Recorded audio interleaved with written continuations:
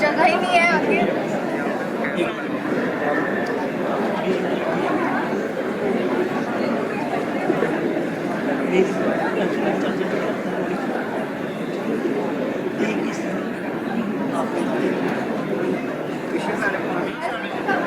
Ban लगे हैं।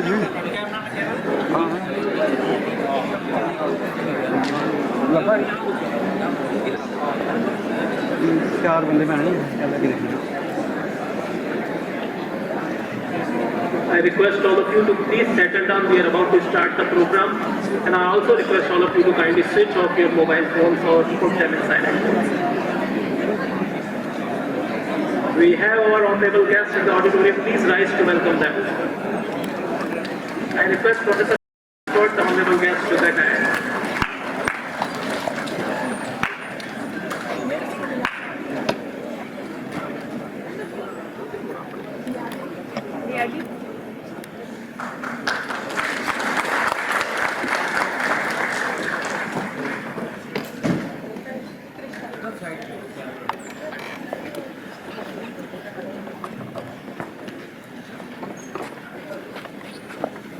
ये साइड ये कैमरा उस साइड बैठ उधर नहीं जाना भैया, उधर नहीं जाना, नीचे चले जाओ।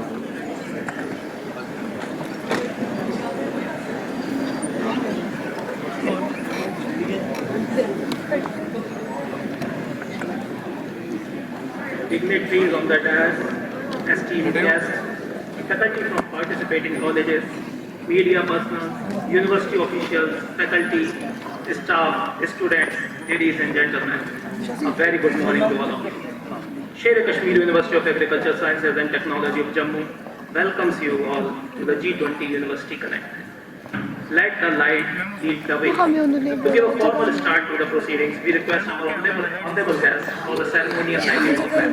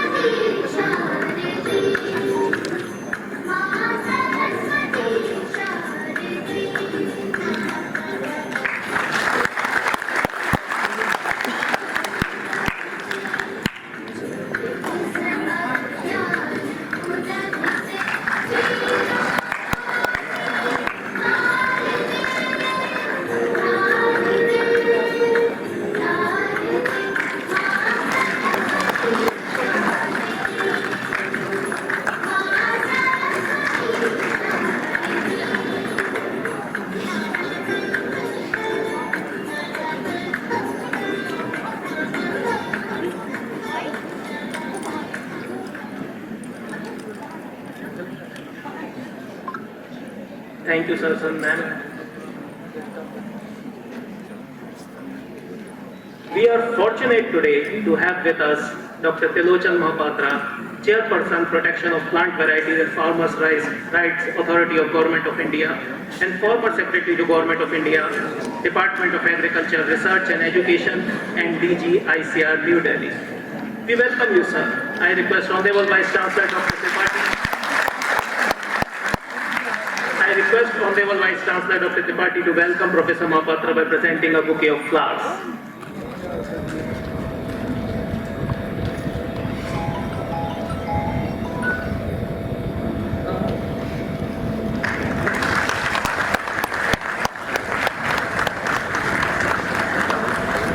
Thank you, sir. It's a privilege for SKUAST-Jammu to host Ambassador Sanjay Bhattacharya, former Secretary to Government of India, Ministry of External Affairs. We welcome you, sir. I again request Honorable Vice Chancellor Dr. Tripathi to welcome Ambassador Bhattacharya by presenting a bouquet of flowers.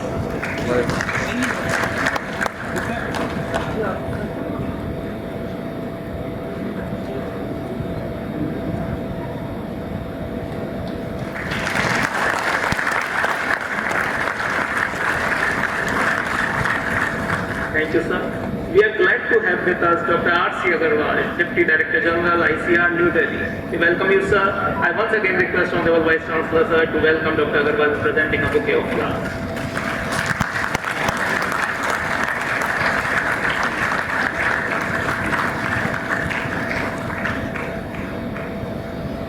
Thank you, sir. It's a pleasure to welcome Dr. Smita Siroi, Joint Secretary, G20, Ministry of Agriculture and Farmers Welfare, Government of India. We welcome you, ma'am. I request Professor Patient to welcome Dr. Siroi by presenting a bouquet of flowers.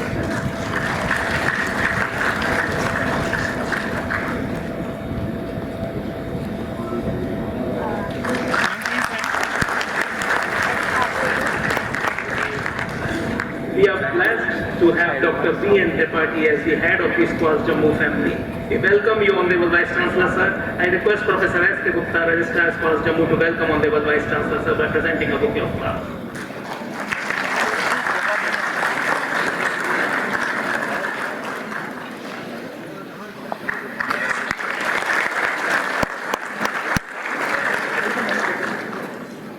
Thank you, sir.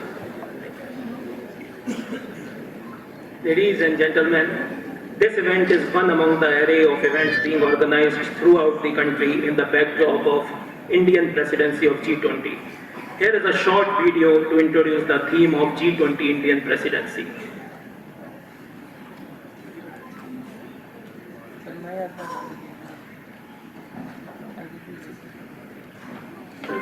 India, home to 1.3 billion people, is a confluence of religions, traditions, and customs. A thriving global center of technology and the world's largest democracy. As one of the oldest civilizations in the world with a rich cultural heritage and diversity, and as the fifth largest economy in the world, India is proud to assume the presidency of G20. As the country blooms into a new era, we look to another poignant symbol for humanity to emerge victorious from challenges. The lotus, the national flower of India, represents our history and culture and symbolizes spirituality, fruitfulness, wealth, and knowledge. And that's the inspiration for India's G20 logo design.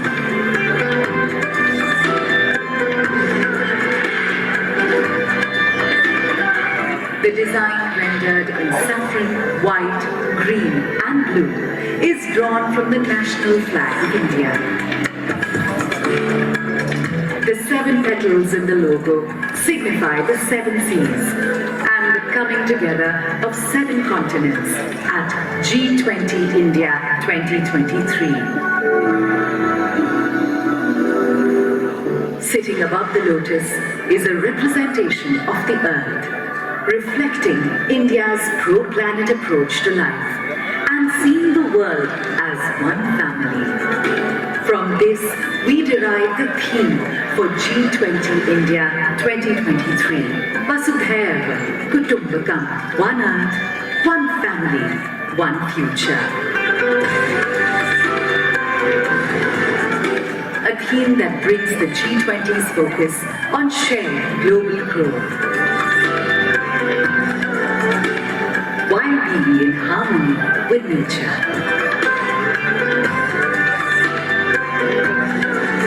G20 India 2023.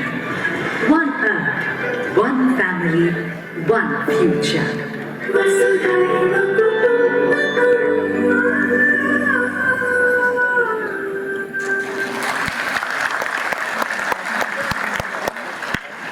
And now I invite the coordinator, G20 University Connect event at SKUAST. Ambassador Sanjay Bhattacharya, former Secretary, Ministry of External Affairs, India. Dr. B.N. Tripathi, Honorable Vice Chancellor, Sher Kashmir University of Agricultural Sciences and Technology of Jammu, and the Chairman of G20 University Connect Program at SKUAST-Jammu. Dr. R.C. Agarwal, Deputy Director General, Agricultural Education. the Indian Council of Agricultural Research, Dr. Samita Saroi, Joint Secretary G20, Ministry of Agriculture and Farmers Welfare, Government of India, Dr. Sushil Gupta, my colleague at SKUAST-Jammu, dear colleagues, my dear students, ladies and gentlemen. Again, I wish you a very happy and good morning to all of you, especially the students. It is indeed a privilege and a great pleasure to welcome the dignitaries on the dais and you all to the SKUAST-Jammu G20 University Connect Lecture Series. Dr. Mahapatra, we are grateful to you that you have made to SKUAST-Jammu for the first time. Dr. Mahapatra is known for his studies in the field of molecular genetics, genomics, and for his contribution to agri-food systems.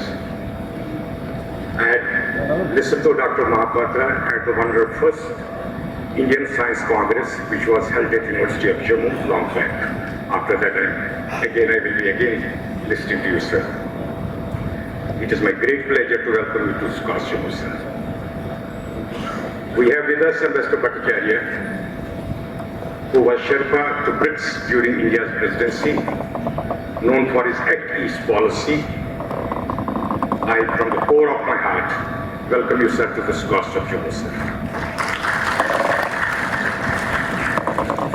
Thank you, Dr. R.C. Agarwal, Deputy Director General Education, for being with us, for engaging young minds, because education is the domain under the DDG Education at the ICR. So we welcome you to this event, sir.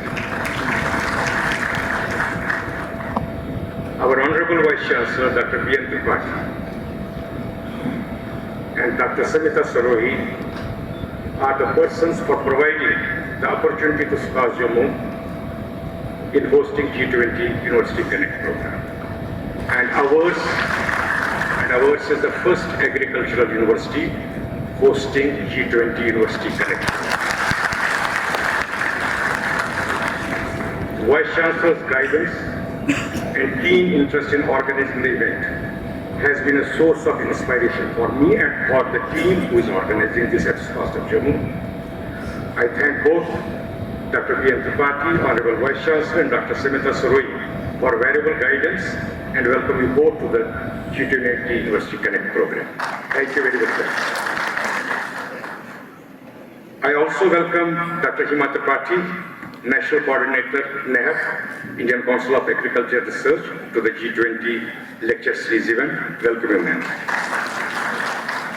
It is a great pleasure to welcome colleges who participated in the pre-event activities and their students who are here and who have made to this place today, and some of them are also being given the prizes for their contribution to the pre-event activities. So I welcome all the colleges from Jammu, namely Degree College Araspura, Degree College Vishna, Degree College Samba, Degree College Sidra, Government College for Women Bhagwati Nagar, Government College for Women Parade, and Maulana Azad Memorial College, who made this G20 University Connect a success. I also welcome the judges, because the judgment of these students' events was done by the judges from outside the university. I also thank and welcome them if they are here to this G20 University Connect program today. A warm welcome to our deans, directors of SKUAST-Jammu and other statutory officers for being here and making this G20 University Connect program a success. Mr. Dheeraj Vyas from Indian Institute of Integrated Medicine in Pizziara, I also welcome you to the event. Heads of divisions, professors, faculty of SKUAST-Jammu.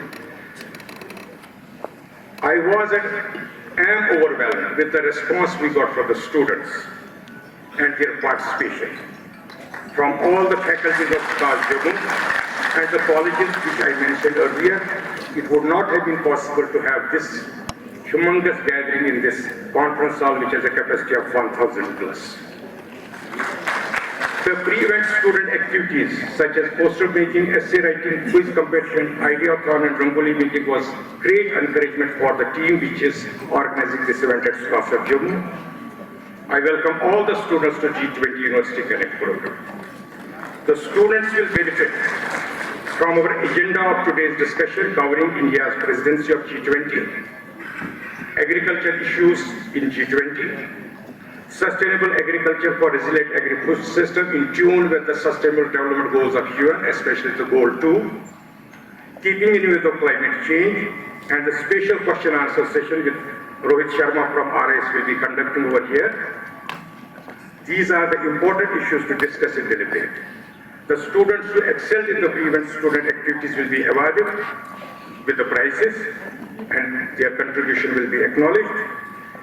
As coordinator of the G20 University Connect SKUAST-Jammu, I am pleased to welcome press and media who are here to cover G20 University Connect program and thank them for giving wide coverage to pre-event activities of the university. Finally, I welcome all the team members who were in the coordinating team and other teams of the G20 University Connect program who put their best efforts for successfully organizing pre-event activities and today's lecture series. I once again welcome you all to this event and invite the students who are with us today who participated in pre-event activities to be the future innovators, the brand ambassadors of their institute, Jammu and Kashmir in India. We are holding this event on the eve of Chandrayaan-3 landing on the moon and this triumphant day for science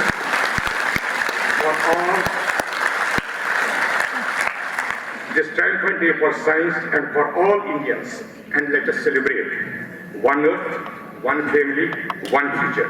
Thank you. Jai Hind, Jai Bharat. Thank you very much.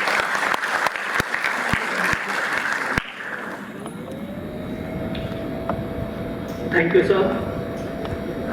Ladies and gentlemen, to take us forward in understanding the role G20 presidency is playing in strengthening the brand India and taking us further as a nation, we are fortunate to hear it from someone who is one of the architects in designing, delivering and executing the India's foreign policy.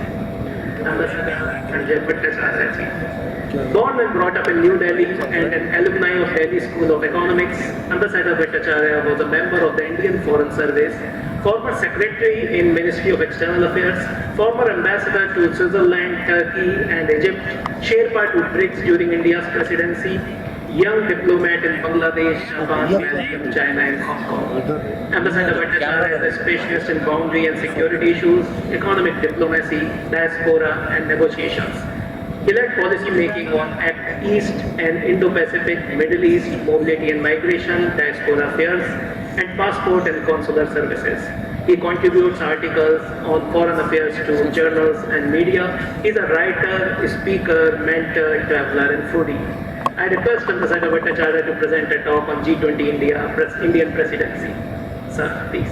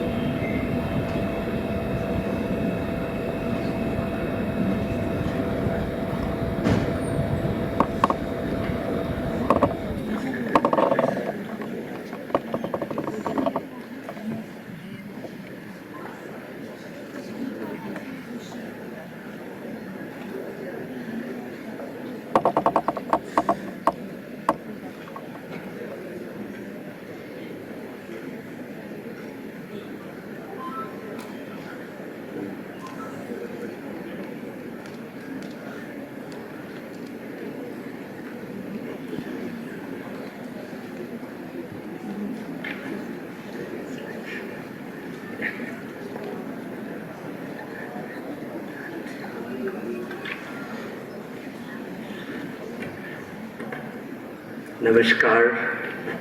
It's really a delight to be back in Jammu. I'm back after 36 years.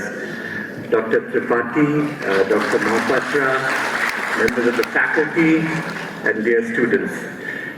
Thank you for this invitation to your university in this very beautiful city, and what a lovely campus you have.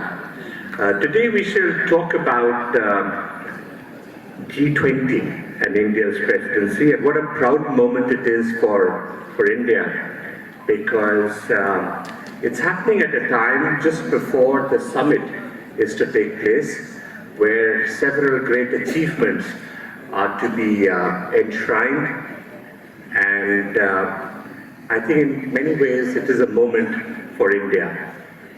And in many ways, I think it is also a moment for Jammu and Kashmir, because Jammu and Kashmir has been at the heart of many of the G20 processes. But I also think your role is very important in all this. And before we start on G20, I wanted to share with you the state of the world that we live in. As you all know, this is the era of transformation. Transformation in disruptive technologies, which are changing the way that we live, the way that we work, the way our future is going to be.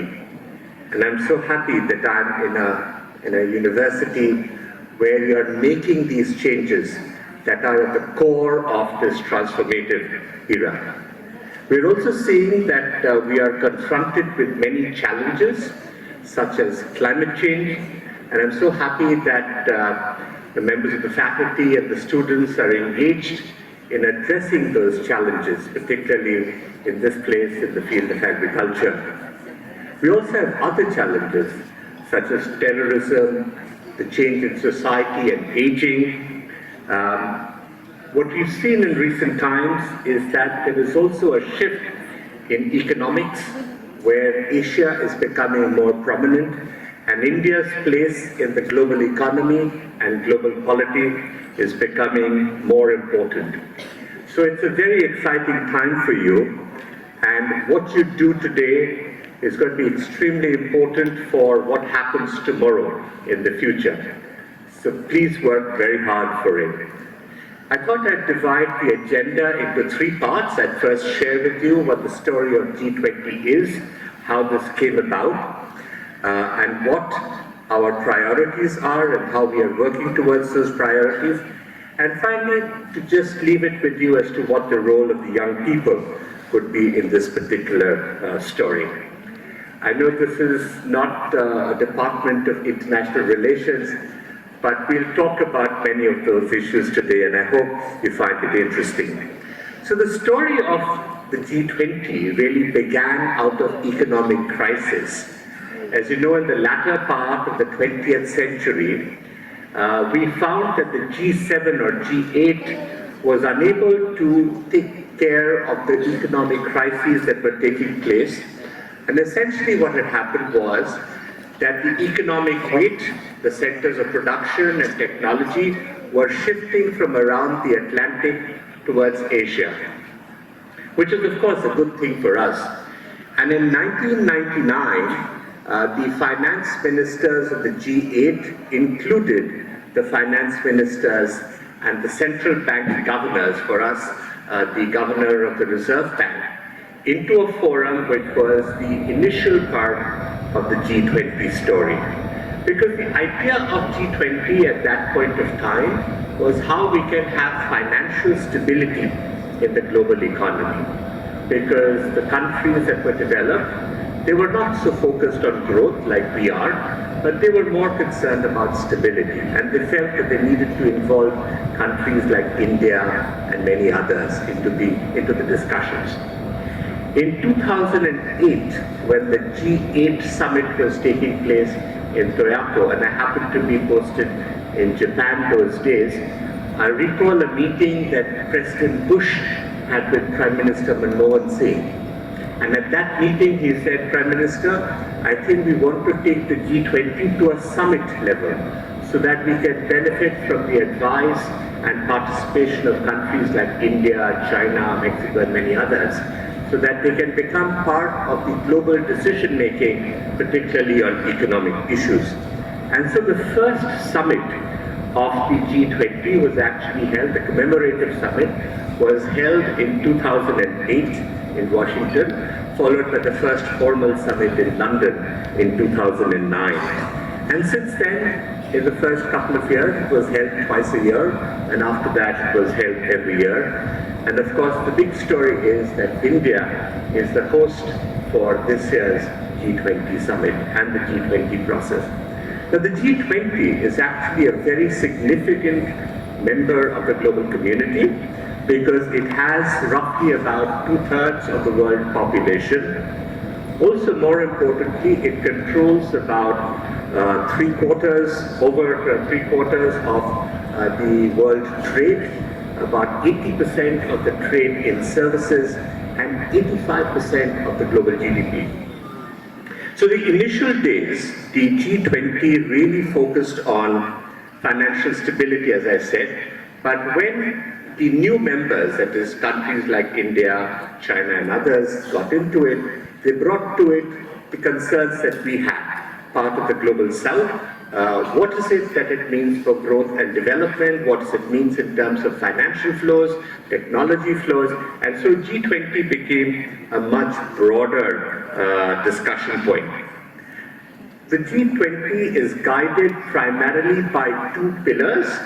One is the old pillar, which is known as the finance track. It discusses economic issues, particularly of financial stability and investments. But it also has the Sherpa track, which is in a sense the political security track. And in that we discuss many of the other issues that are of great interest to the world, particularly on the social front, on the SDGs that we have. And that led to a third pillar, so to say, which is the engagement and the people-to-people. So today's meeting, for instance, is part of that third track, where we bring in civil society, where we bring in universities, we bring in the youth, we bring in business, we bring in women, and we have a discussion so that you can all become part of the G20 process and enrich the way it goes. Now, the G20 does not really have a permanent secretariat, and so in many ways it depends on what and how the presidency decides the agenda. But for the sake of continuity, what we do is we have something called a troika, which is the former president, Indonesia in this case, and the next presidency, which will be Brazil. And as you can see, in December last year, the presidency was passed on to India, and through the year we have been doing a series of meetings to take forward the agenda. And what we've tried to do is to give a unique flavor of India, because after all, we're not just a country, we're a very ancient civilization, and so we wanted to bring some of that. When we look at the priorities, it is important to see, when we were taking over the presidency, what kind of a world we were in.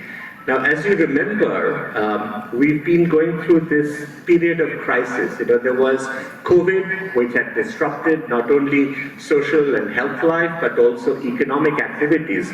So in that particular scenario, we had to form our priorities for our presidency. And what we decided was that instead of looking at the gloom and doom kind of scenario that we were in, we would try and project a hope and optimistic kind of projection for the way that the world could go ahead, and the way that the G20 could provide direction to global management of various issues. And therefore we came up with some of the original ideas, which is hope and harmony, and for stability, of course. The slogan that you heard of one world, one family, one future, that was also a very important part of it. And the other part that was decided, and Prime Minister was very keen that the people of India should become involved in this G20 process. And we said that we must involve not just the people, but familiarize the G20 world with India's ethos, And this is a very rich ethos that we have. So that is how we are kind of doing these various G20 activities across the world, across India, and of course there are a few meetings in other countries as well. So for us, it was also an opportunity, and the opportunity was that India, as you know today, is a very vibrant economy. It's a very buoyant economy. We have a very hopeful and aspirational youth population. And we also have the tradition of our civilizational values. So we would be able to project this to the world and try and restructure the way global governance is done, not just in the economic field, but also in various other global governance structures. Because one of the things that we felt was that the voice of the South, the developed and the developing countries that are there, the voice of the South was not always properly heard, and it was not always properly recognized. So we thought that this was the opportunity for us to project that and to bring about a greater hope for the developing world and to get a greater sense of responsibility in the developed world.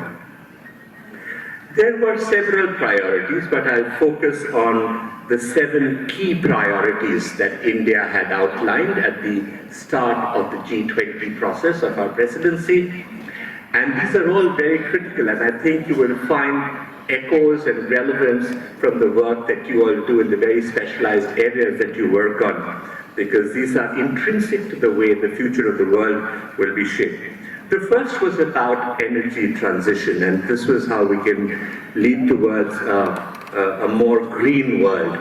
As you know, in the climate change process, we have already committed that by 2070 we shall be a net zero economy, and that will mean a lot of work from all of us.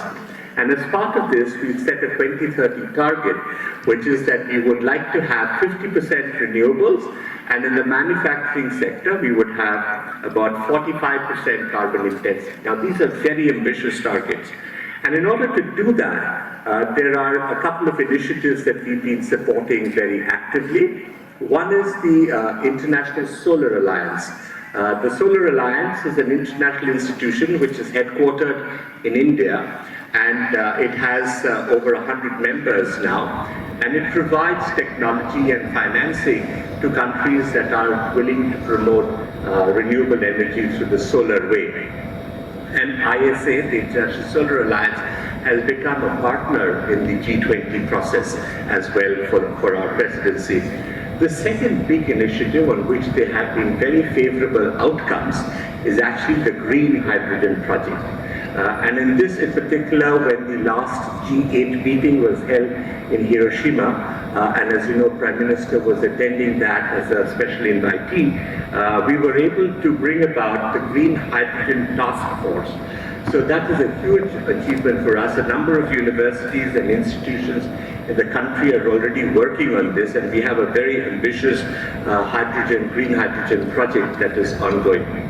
The second one that we have is actually about life, or how we can call it lifestyle for environment.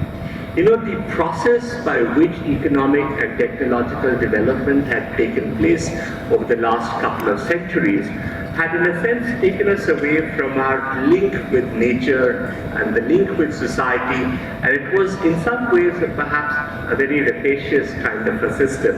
It led to, of course, great discoveries. But I think sitting here in the heart of Kashmir, we know that there is another way, the Indian way, in which we live in harmony with our nature.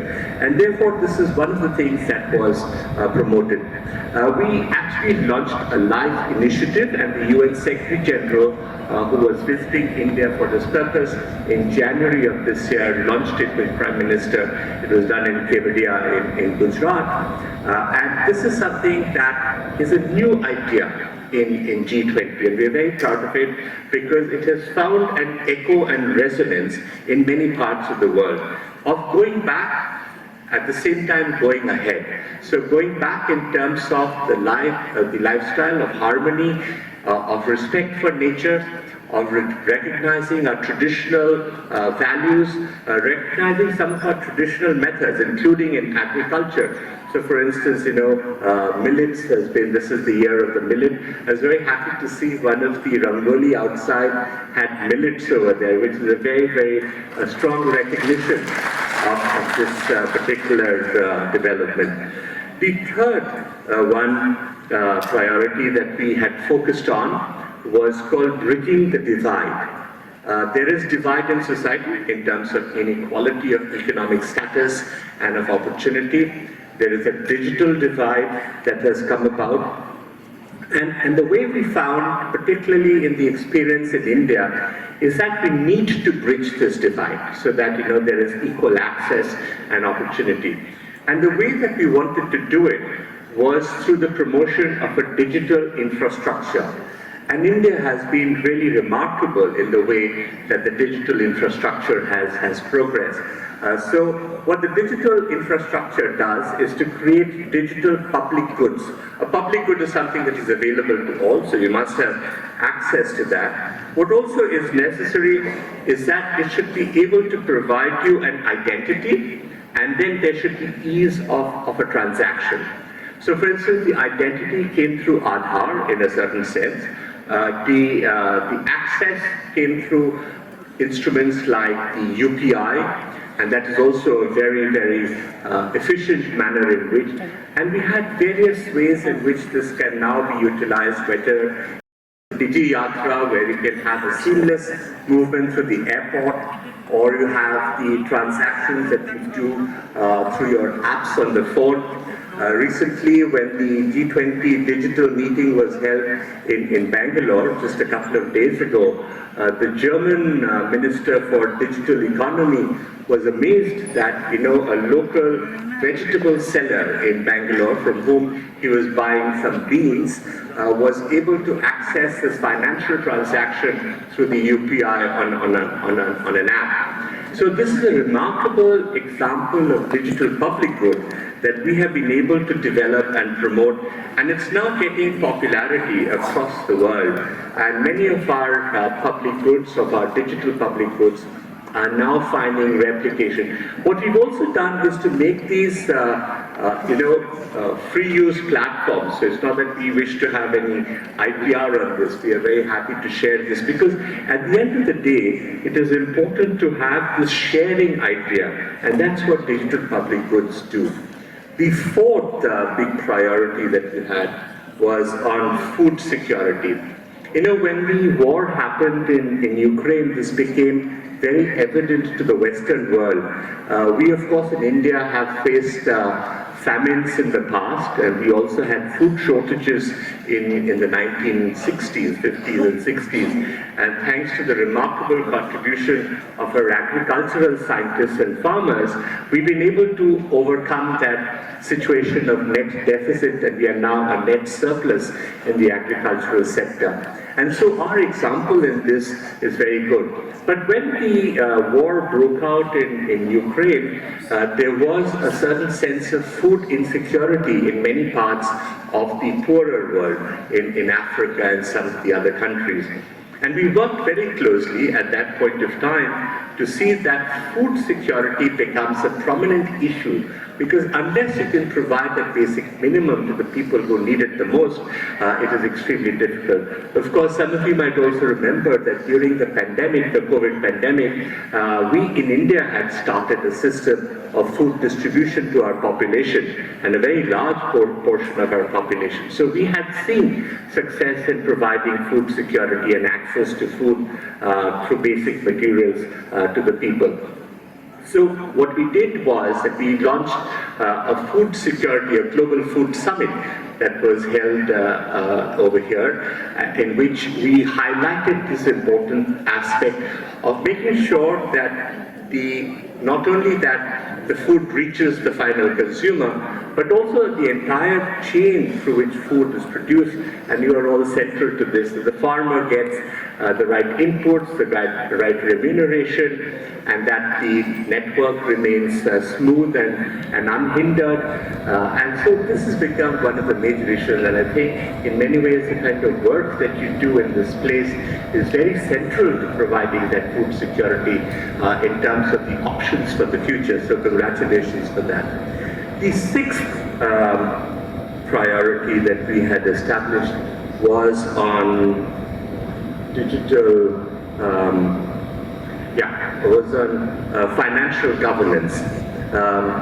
This was very important because, you know, at the end of the day, finances determine the way investments happen. And if there is a control of the manner in which or the direction in which finances happen or investments are taken, then it need not be totally beneficial to the entire population. And as developing countries, we've been kind of at the forefront in trying to reform the financial governance system. As you know, the IMF and the World Bank, which are instruments that were established at the end of the Second World War, have actually done very good work in development. But at the same time, the control of these institutions has remained with the very few rich countries because the voting shares that they have are overwhelming. So we've always advocated that there must be greater voting share for the developing world, and we've had some success in that. But it's not been enough, which is why we have been setting up new instruments which are at the regional level. So we have, you know, in Africa, there's an African Development Bank. In Asia, there's a similar bank system. And recently in BRICS, which is having its summit from tomorrow, from today in fact, we have a BRICS bank, or the New Development Bank. So this has happened as a system, and I would say that in the G20 process this year, in the finance track, one of the achievements that is very significant is to bring about a greater sense of democracy in the financial governance system. Also, what we've been able to do is to reinforce the debt suspense limitation for many of the poor countries. There are about 50 countries which are going to benefit from this debt exemption limit which has been raised, and this is going to be a great benefit for all of them. And the seventh and the last priority that I wanted to highlight for you was how we need to continue working on the SDGs. This is something that all countries have worked and agreed together. This is at the United Nations level. We have our country agendas, which are for 2030 again, and we have targets in various sectors, and some work has been done. India has done good work on this, but there's still a lot more that we want to do. And so now the key areas of focus are essentially on things like health, education, sustainability, and to make this a more inclusive process. And so this is another item that has been a focus of the G20 presidency of India. And how are we doing this? As I said, there are these two tracks. The Sherpa track does a large number of these issues, including the issues of agriculture is also part of that. And there's been, we're very happy that Dr. Seori is over here, who's been involved in that process as well. So in many of these tracks, in the finance track, there have been a lot of progress that has been done, particularly on the investments for the financial flows for health sector. You know, after the COVID pandemic, we realized that we need to have more collaborative efforts. So some of that has been happening over there. But I think one of the most exciting areas is the engagement of the civil society sector, and this is where we come in. And I think we've been able to have a greater outreach with the entire country and the population of India. Because it is extremely important that people understand what is this G20, what does it mean for us, because the way the governance structures are, and they are going to be in the future, We have to have a greater say and voice in the way these things are governed. What we've also felt is that it is important to promote our basic values of democracy, development, and our demographic dividend that we have. So we've tried, on the democracy front, we've tried to expand the membership so that not just of the membership but of the participation, and we've invited about 8 emerging economies, including some of our neighbors and very close friends, to participate in the G20 process during our presidency. And this actually broadens the framework, and we can hear many more voices. Prime Minister has recently written to all the G20 members for the inclusion of the African Union as a permanent member or invitee. As you know, the European Union participates in the G20, so Africa, which is really the continent of the future, needs to have a more cogent voice. Overall, I would say that we've had great progress on the G20 during our year of presidency, and many of the targets that we had hoped to achieve have been attained. Of course, we have fallen short on some of them, particularly on the issues of climate finance, where there was a commitment at the Bali summit last year that there would be a fund of 100 billion annually to provide climate finance projects across the world. But the developed countries have not really paid up their contributions on that, and that's been an ongoing struggle. As you know, climate change has been one in which we've had a lot of problems with the developed world. But that's something that we have to do as part of the negotiations. And finally, that brings me to the last bit about what is it that, where do you all fit in? Prime Minister himself had launched the University Connect program, and this is one of the University Connect events that we are holding following that. And he had put it rather beautifully in 5 short points that he had mentioned. And the first is that we must tackle challenges by collaboration rather than by conflict. And if you can understand what this means, this is really the way India wishes and has been going ahead. But a lot of the world has not really progressed on the basis of collaboration, but has progressed on the basis of conflict. So we need to change that understanding. The second thing that he mentioned was about technology. I'm so happy that I'm at the institute, at the university, where technology is at the core, because this is what helps us scale up. Today, technology helps developing countries like us to actually scale up our process, to leapfrog the stages of development and become a more prosperous and developed country. The third that he talked about was public goods, to expand the outreach. I've talked about it, and I think that's been one of the great successes of this G20 presidency of ours. The fourth was about the Global South, and I think we are at that juncture today where the developing countries need to be more assertive, need to be more confident about who we are and what is it that we want, what is it that we represent, and how we are going to go about in changing the global structure. So this is not just global governance, there has to be reform of the international institutions, because whether it is the United Nations or its Security Council or its institutions like the WTO or the World Health Organization or the IMF World Bank, we need to have fundamental changes in that. And that's where the Global South will have to play a more important role. And India has emerged as a leading voice of the Global South. And the final thing that Prime Minister mentioned was about the trusteeship with nature. This is very, very close to the Indian psyche and the Indian way of thinking. So I understand the university has been very actively engaged in the G20 process, particularly in some of the Youth 20 events. I was so happy to see that you had a quiz competition, the beautiful rangoli that is outside.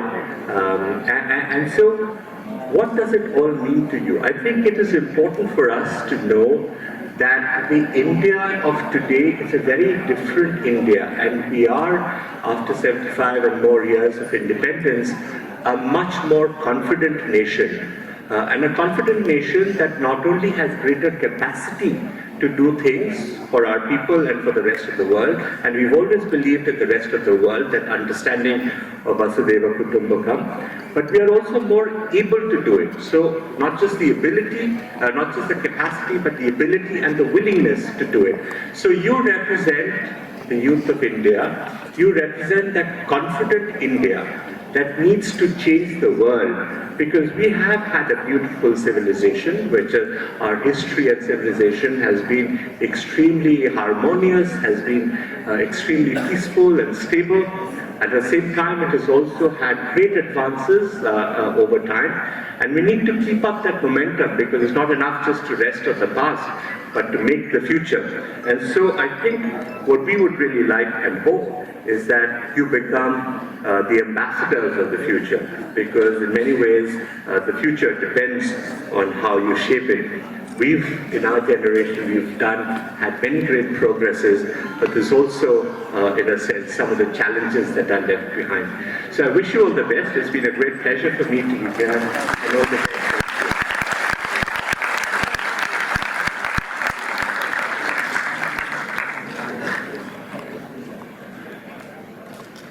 Thank you, sir, for this extremely informative talk.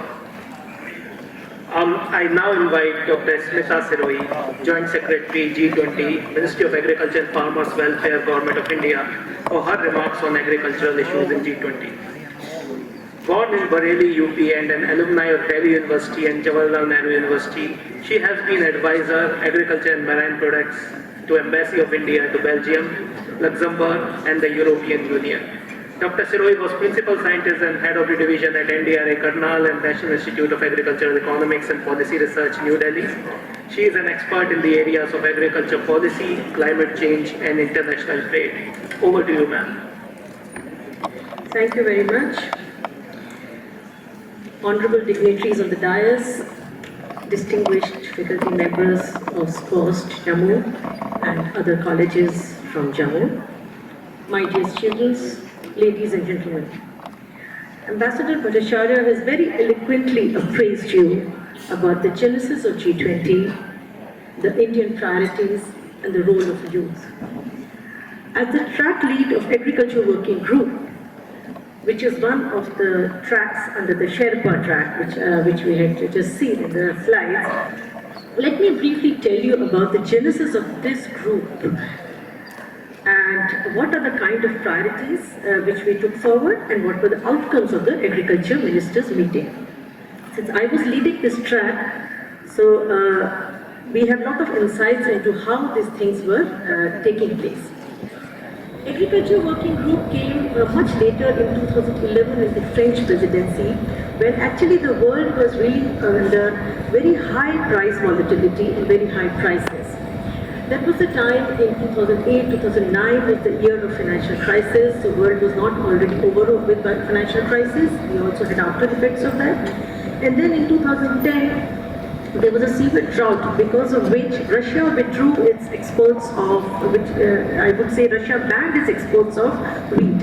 And therefore, there was a lot of chaos in the world regarding the prices of food. So it was in 2011 French presidency that people got together, the agriculture ministers met for the first time, and there was a series of action points which were discussed there, series of initiatives which were launched, and also it was seen that it had some impact in terms of Russia subsequently withdrew its ban on exports. Again in 2012, in the Mexican presidency, it was realized that it is not only important that agriculture ministers meet, but it is also important that the agriculture scientists have a very important role to play in G20. So a separate meeting of agriculture chief scientists was initiated in the Mexican presidency in 2012. So thereafter, each year we have meeting of agriculture chief scientists, which is coordinated by our DARE and ICR. Subsequently, 13-14 was the year when the global prices came down, so world was not too much concerned, so agriculture ministers did not meet again.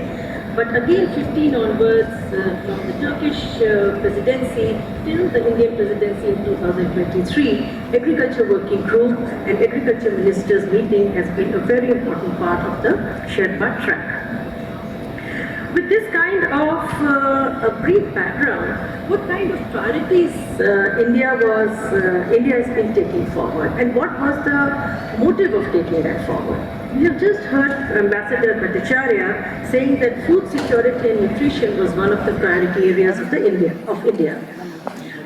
Why food security and nutrition? You see, in 2015, when the Sustainable Development Goals were brought in, we saw that zero hunger was one of the major goals, that by 2030 we are going to achieve those targets.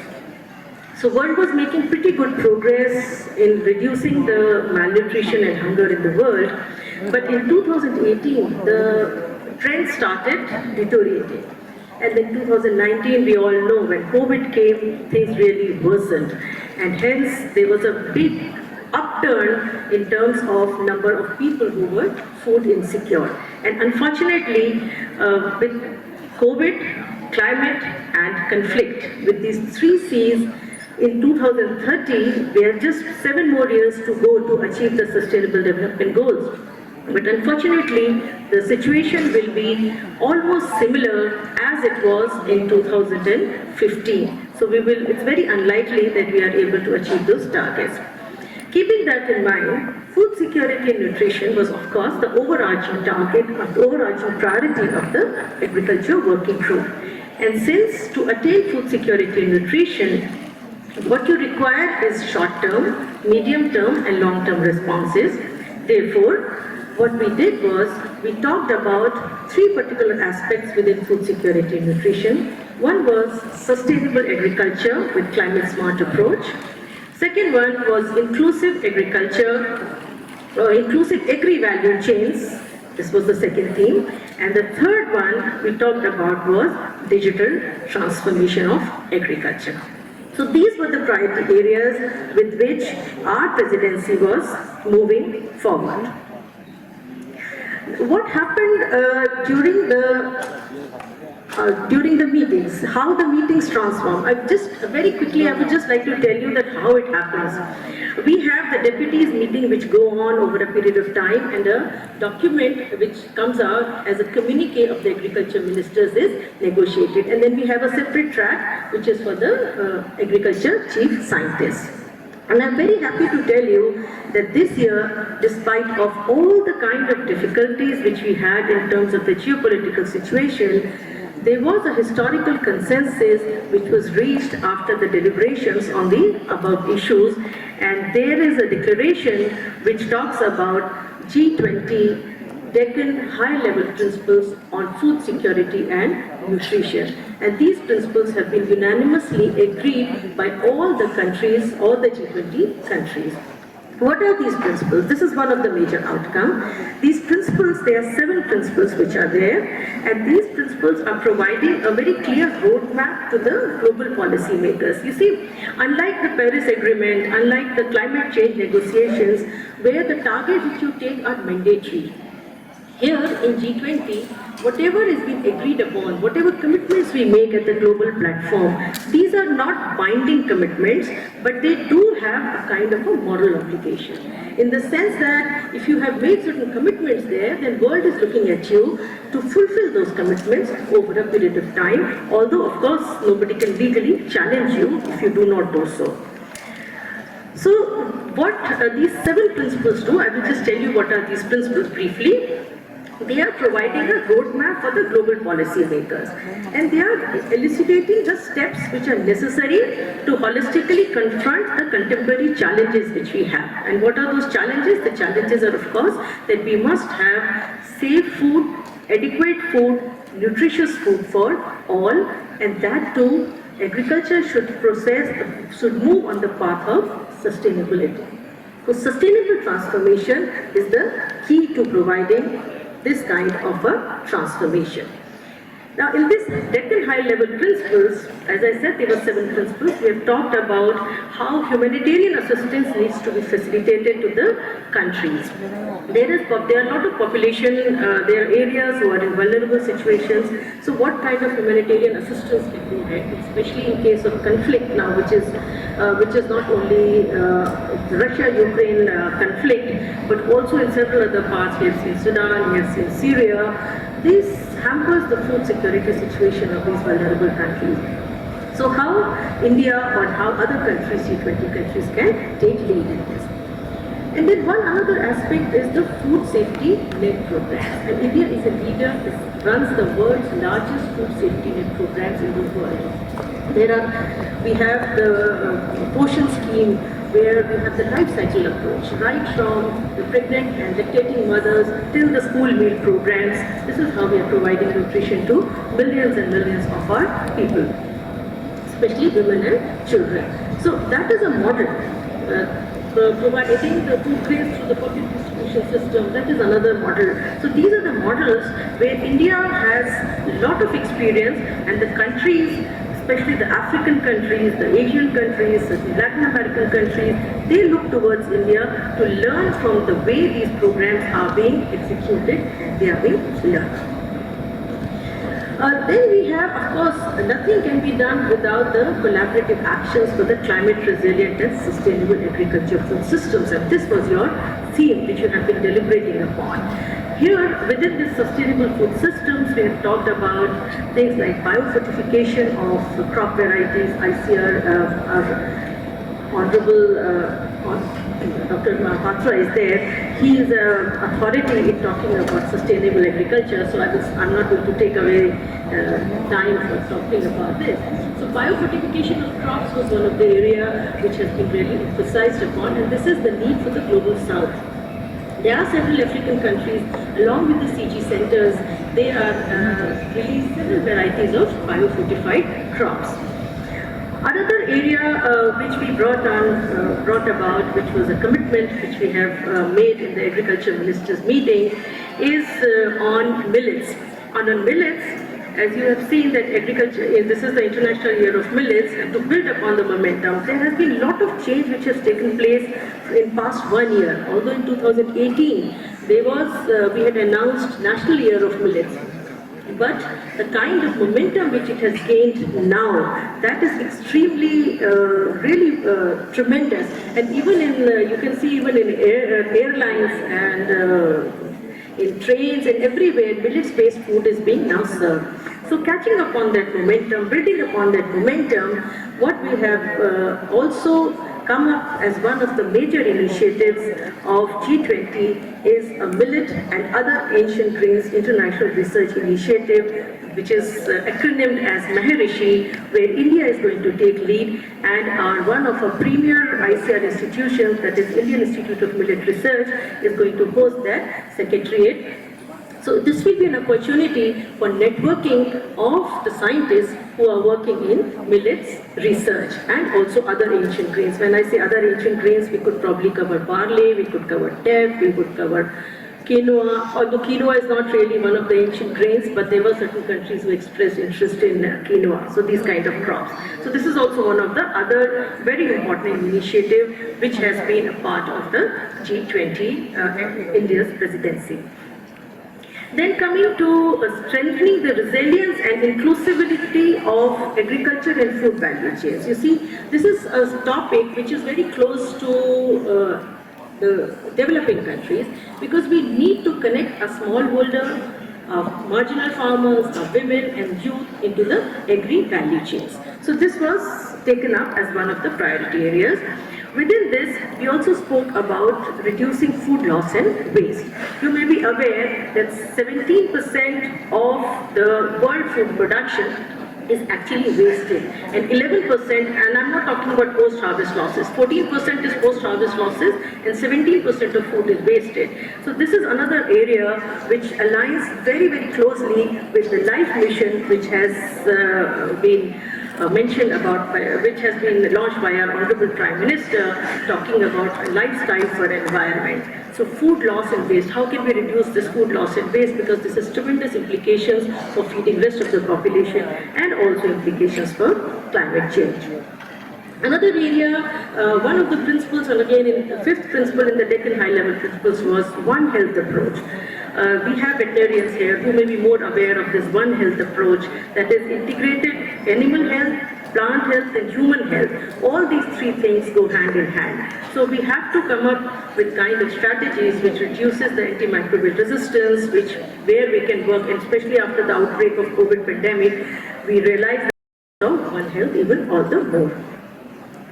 Then acceleration of innovation and the use of digital technology. A lot has been talked about that digital public goods are so important, even in agriculture sector. The world is looking at India with great interest, even in agriculture sector. The kind of startups which have come up, which have digitalized agriculture in a big way. So that is where a lot of opportunity lies, and that is where India is taking lead, and we have also made certain commitments under innovation and use of digital technology.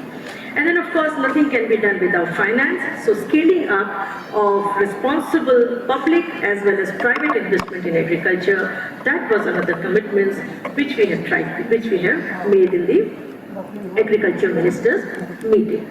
So broadly, just to synthesize the kind of commitments which we have, one is facilitating the robust food and fertilizer supplies, and then we talk about evidence-based innovative solutions, which is where our agriculture universities come in. Evidence-based innovative solutions which need to be harnessed, tailored and piloted in regional, country and local contexts. So the network of the kind of network of agriculture universities which India has, catering to different agroclimatic zones, this shows the importance of what we are doing at the international level. So take pride that whatever work you are doing has a lot of implications for the international discussions which are going on at various levels. Of course, I've already talked about food loss and waste, digitalization I've talked about. I would not take much time because I have very eloquent speakers after that. I will just leave you there with a thought or with these words. We say, in the vast fields of opportunity, let us sow the seeds of innovation, cultivate the bonds of cooperation, and harvest the fruits of sustainable agriculture for a nourished world. My students, dear students, as you embark on your journey, remember that your ideas and actions hold the power to transform the future of our global food system. Together, we can ensure that G20's commitments to agriculture excellence bears fruit for generations to come. Thank you very much.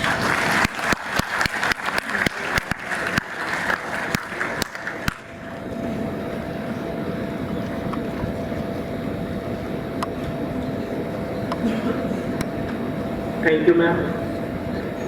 And now I request Dr. R.C. Agarwal, Deputy Director General Agriculture Education, ICAR New Delhi, to present his remarks on agricultural issues in G20. Born in Mathura, UP, and an IARA alumni, Dr. Agarwal has been an FAO consultant, National Coordinator, NAIP, Registrar General Protection of Plant Varieties and Farmers' Rights Authority, and National Convener Roadmap for Implementation of National Education Policy in Agriculture Universities. He is National Director of NAHEP. He is an expert in biodiversity informatics, information management, intellectual property rights, farmers' rights, and agricultural education. Over to you, sir.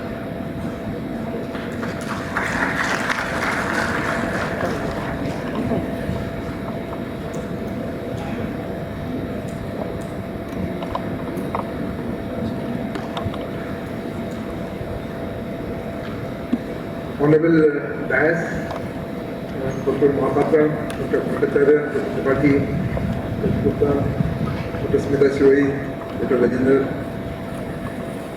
Of the Dais, I see senior faculty members here, all students, invited guests, ladies and gentlemen. It's a matter of great privilege to be part of this very important topic.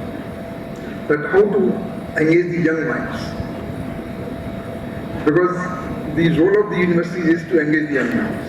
And specifically if you go to the agricultural universities, I think they are targeting the rural youths. And we are having a lot of young minds from the rural areas. We always say, हम लोग हमेशा कहते हैं कि भारत एक जवानों का देश है, we are the youngest country in the world. Youngest country in the world means our average age is around 29 years. So that means we have a lot of young minds. So it's very pertinent topic, sir. Thanks to the G20 Secretariat, to our Honorable Prime Minister, to keep this very important theme that how to engage the young minds. Because young minds means that how it's not only that you get more innovativeness, you get more ideas for the entrepreneurship, but also if you are having more young minds, you are having better market also. So keeping all those points, I think it's a very important topic. It's a very important theme of G20, and I think no other country could have taken so much advantage of the G20 as the India has taken. So many programs under the G20 which we have taken. So I will talk that what is our preparedness to keep engage these young minds forever, not only for this G20 year, but what is our preparedness that how we can really engage the young minds year after year, and I think for a sustainable basis.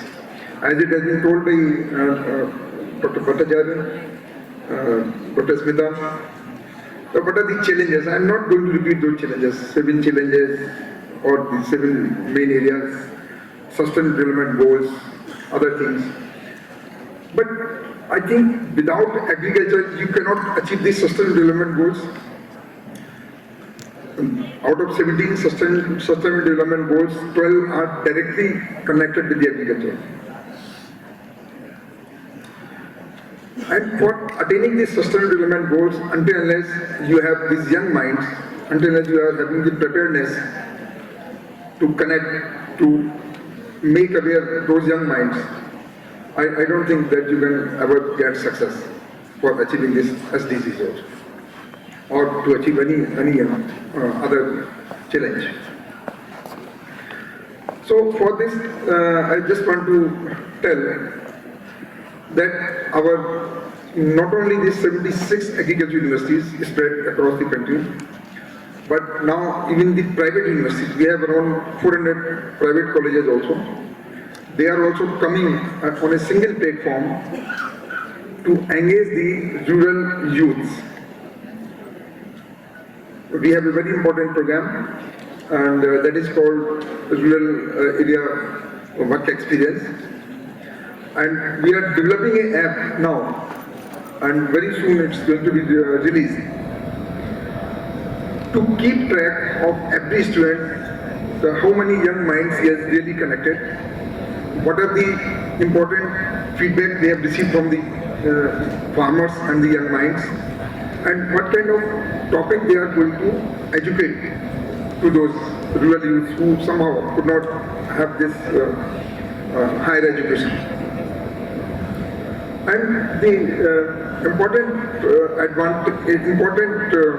development which has happened over the last 6 years is that more and more girls students are really coming towards this agriculture education.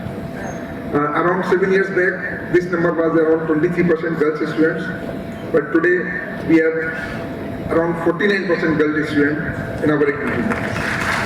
So those young minds really, they are very innovative. And that's really a very positive sign which we have received. Not only this Rabi program, but you see, recently we have asked all the universities, and I think Dr. Tabati also must be conducting some programs.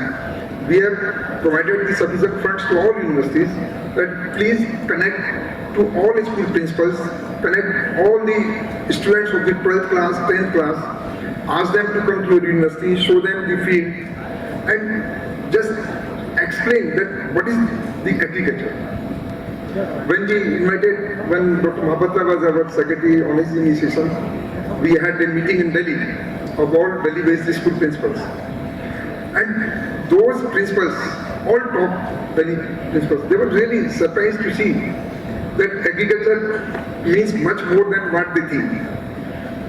वो लोग सोचते हैं कि agriculture में अगर बच्चों को option दिया तो इसका मतलब ये उसको खेत में जाना है और सिर्फ हल जोतना है या जो भी करना है, कल्टीवेशन करना है, but they don't think कि agriculture means more than 80 subjects for the MSc, more than 80 subjects for the PhD. And when we explained, they were saying कि हम counseling करेंगे बच्चों की कि they should opt by choice agriculture. And that is the result. Again, I am happy to share with you. Last year we had around 80,000 students applicants for our 3,500 seats, which ICR quota is there in all universities, central quota. But this year we received more than 5,80,000 applications. See the difference. More and more young minds they are coming to the side. Agriculture is the only field which can really meet all these challenges.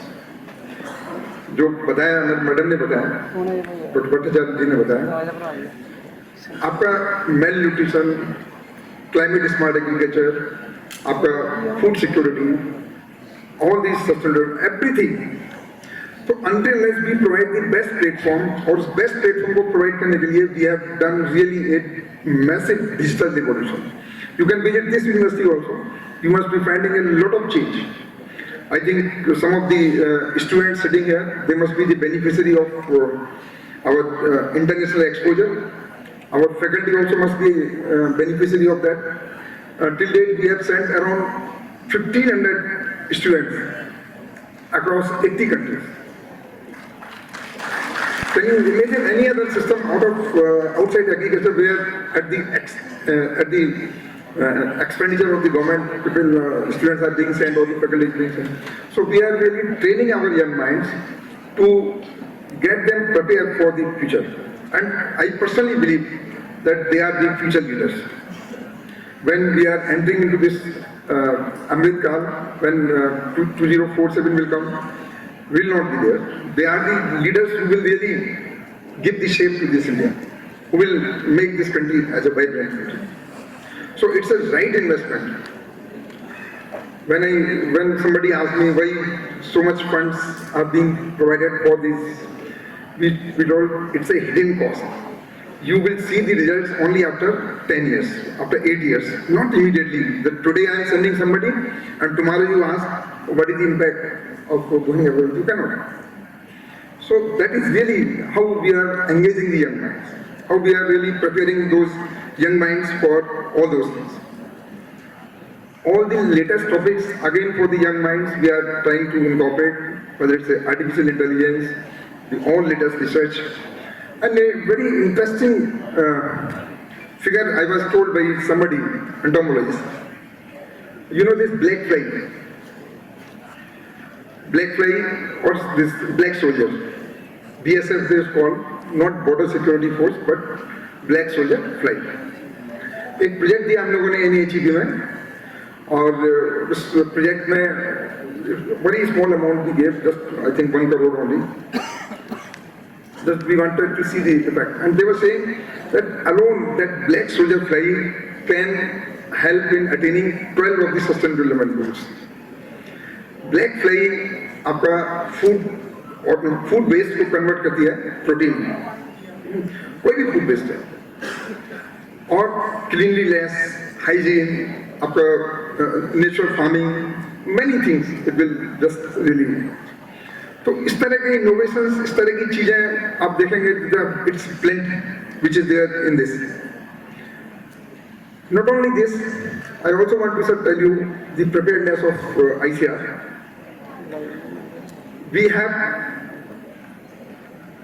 under this National Agriculture Higher Education Project, a very important component, and that component is the Center of Advanced Agriculture Science and Technology.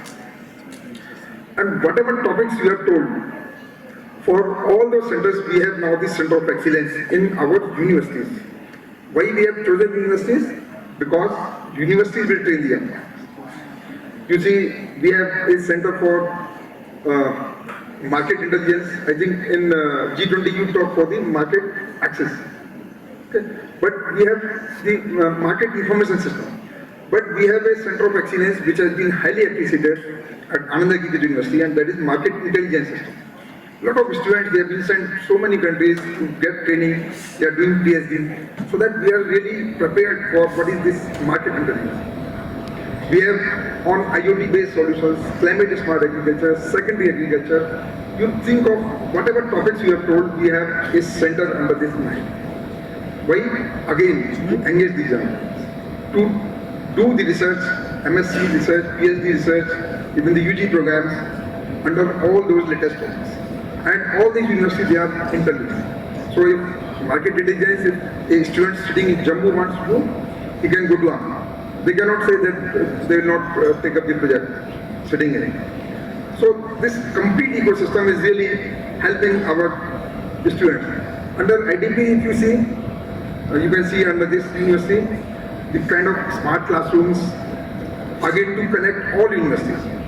More than 4,000 lectures we have put on that Agri-Diksha portal, so that all the students can be benefited by connecting to each other a single platform. One single teacher can take at the same time the classes for 74 universities, and any student can interact with that particular, so through that platform. And for that platform, again, I think just 4-5 months back, and maybe your university also is going to be the beneficiary very soon. The blended learning platform, we call it as a learning management system. Again, we are, through this BLP, we are targeting that the teacher should address the requirement, individual requirement of each and every student. How? Before coming to class, you can pose some questions through that platform, and you can assess that what is the requirement, what is the level of understanding. You can upload certain PowerPoints, you can upload certain references so that they come prepared, and then you can just see the requirement of each and every student. Everything will be uploaded on that, and from end-to-end solution to that platform we are going to provide to all. Again, how we can really prepare ourselves, prepare our country for meeting all the challenges which have been highlighted, which our Honorable Prime Minister is looking for, is dreaming for, all those points. And not only this, but then we have to know our strength. And recently we have released a report, what is our human resource requirement for the next 20 years for the Amrit Kal. And that study, very soon we are going to release that study. Also, how our all agriculture universities can go for the global competitiveness. This was again a point. And for that also we have made the strategies that what are the gaps and how we can really fill up those gaps, so that we attract more and more international students, and more Indian students, they can go wherever they want to study. So how that ecosystem, so that how really we can have one system. We don't think that I am from Jammu, I'll study only in Jammu. No, this is the whole country. And not only the whole country, Vasudhaiva Kutumbakam means the whole world. You can study anywhere and any other student can come here. So are we prepared for that kind of platform? That really we have to see. Our thinking has to change. Our many new ideas have to really come. We have to encourage the students to come forward and to provide all kind of such facilities. I think we are ushering into an era where we will provide all kind of latest technologies to the students, digital initiatives. And if you see in the last 4 years, the kind of digital revolution we have in agriculture education, this is unparalleled. People are appreciating this, whether it's a Krishi Meet, our own cloud computing system, whether it's a academic management system, whether it's a LMS, whether it's a Diksha portal, anything we take, it's full of new initiatives. It's again to connect just the young minds, just to explore that how best platform we can provide to all young minds. And last, sir, I want to just tell that there is a very positive results coming out of these young minds. The last 10 years data we analyzed, and we could find that there are about 400 very good entrepreneurs developed from these 74 years. Average turnover was around 28 lakhs out of these 400 entrepreneurs. That document also we are going to publish very soon. So you see, if we just provide little bit of support, they are really the great asset for us. So we have to take advantage of this population dividend. We have to take advantage of this young population, and really we have to we have to achieve all these points, all these challenges which have been highlighted for this G20 summit. Thank you very much, sir, for giving me this time, and thanks to all of you for listening. And thank you, Honorable Vice Chancellor and Dr. Tripathi for giving this first. Thank you. Namaskar.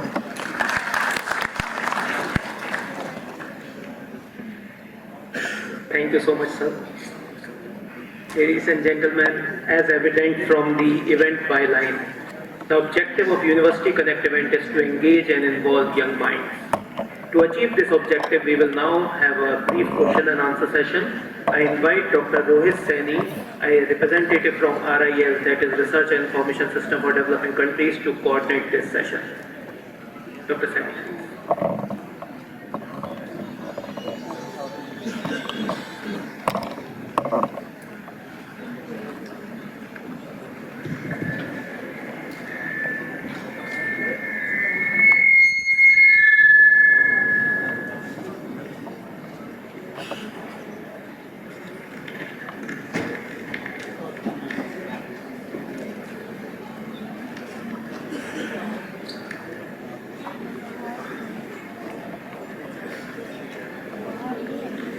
Honorable dignitaries on the stage, officers and faculty of the university, students of university and nearby colleges.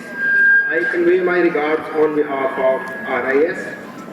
I am Rohit Saini, RIS coordinator for G20 University Connect for Sher Kashmir, University of Agriculture, Sciences and Technology of Jammu. I believe that everyone must be memorized by the lecture from such learned speakers. I would like to thank speakers for such a wonderful talks. A lot of questions must be coming to your mind. I think that we can take 3 questions at a time. And then speakers may respond to them, and then accordingly we can again rotate the cycle. How many mics there are available in the auditorium, please?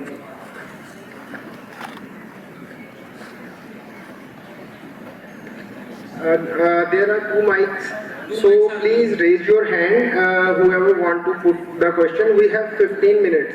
So let's start the question answer session. Please specify to whom expert you are addressing, and please raise your hand.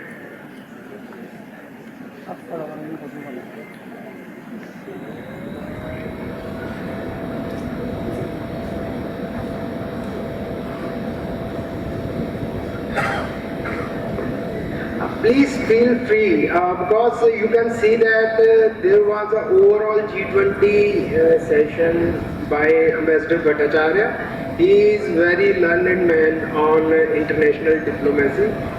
Please feel free if you have many questions. And let me tell you that I am also from agriculture background, and I know that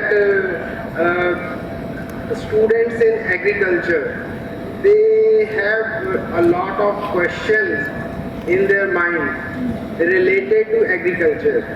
So you can ask them from Dr. Smita Sirovi. He has just wind up the G20 session and now also BRICS session. So please, you can ask her also on agriculture specific questions. First, introduce yourself. Namaste everyone. I am Ridur Sharma, the BSc Honours Agriculture student, second student. It is a privilege to sit here and hear the dignitaries, and I am very much enlightened to and gain a lot of knowledge and new things and many answers that are already answered today and inspired me to work more in the field I have chosen. Sir, one thing which really confuses me and sometimes it really hits me hard is the gap. So, if we analyze, there is a lot of gap in almost every section, every thought. There is a lot of diversity. No doubt it is a good thing, but sometimes it feels like having an age gap in my age group only. It's like there is a lot of diversity. So concentrating my topic on the engaging youth minds and in the Department of Agriculture and the progress we are making. So I come from a rural background. So when I go from here to there, I see a lot of gap in the minds. Like people are not very much approachable, and people are not very much, developed to think that way. So on one side of the nation, a lot of development processes are going on. The country is progressing in a fast way, and on one side of the nation, people are not even ready to accept the change. So I would really want you to guide me. How can I be an asset for them, and how can I be the bridge, being a youth, being the one in the middle generation, that I can make a change for them, and or either I make them accept the change, or I can make a change, in the upper section where the development is going. Wonderful question. Please, whom you would like to this question to? Okay, sir. I think that Dr. Agrawal would be best person to answer this. Please, mic to Dr. Agrawal. Sir, we can take one by one, as I can see that there are not many hands. There are any questions, we can take 3 at a time.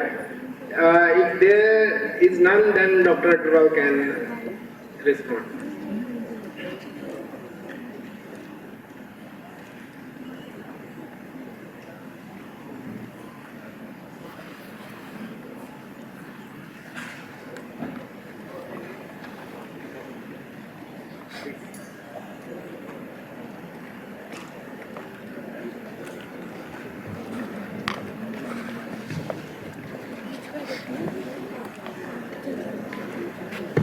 Hello. I will request Bhattacharya first to respond. I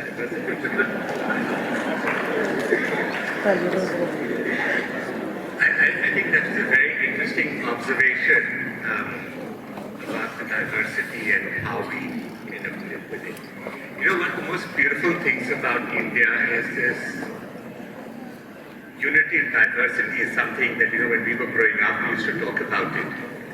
And the fact that there is so much of variety in any democracy, the vitality of the system comes from the diversity of the process. The fact that you encourage and enable all these different voices, different backgrounds to flourish.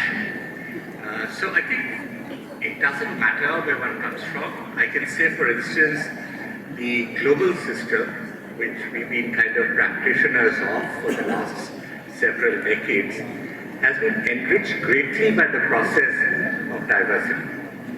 So there was a time when I think we used to say that there are just these 2 big powers and everybody else had become part of that. And you would remember that at that point of time, India said, sorry, I don't want to go this way or the other. We will have to path our own way. And so there was that non-aligned movement. And what they tried to do was to preserve the unique characteristics of every individual of this greater flat world that we live in. And that has been part of the way that every organization, it's also true even at the base level. So, in a family or in a community of friends, there is this very beautiful thing about the diverse nature of each person or of each organization. And the more you can promote that, the stronger the system becomes. So at the root of it should be this thing about empowerment. And I think, Professor Dr. Agrawal also mentioned it, because when you provide resources and encouragement, you provide that sense of empowerment to that group, and every diverse element can then develop.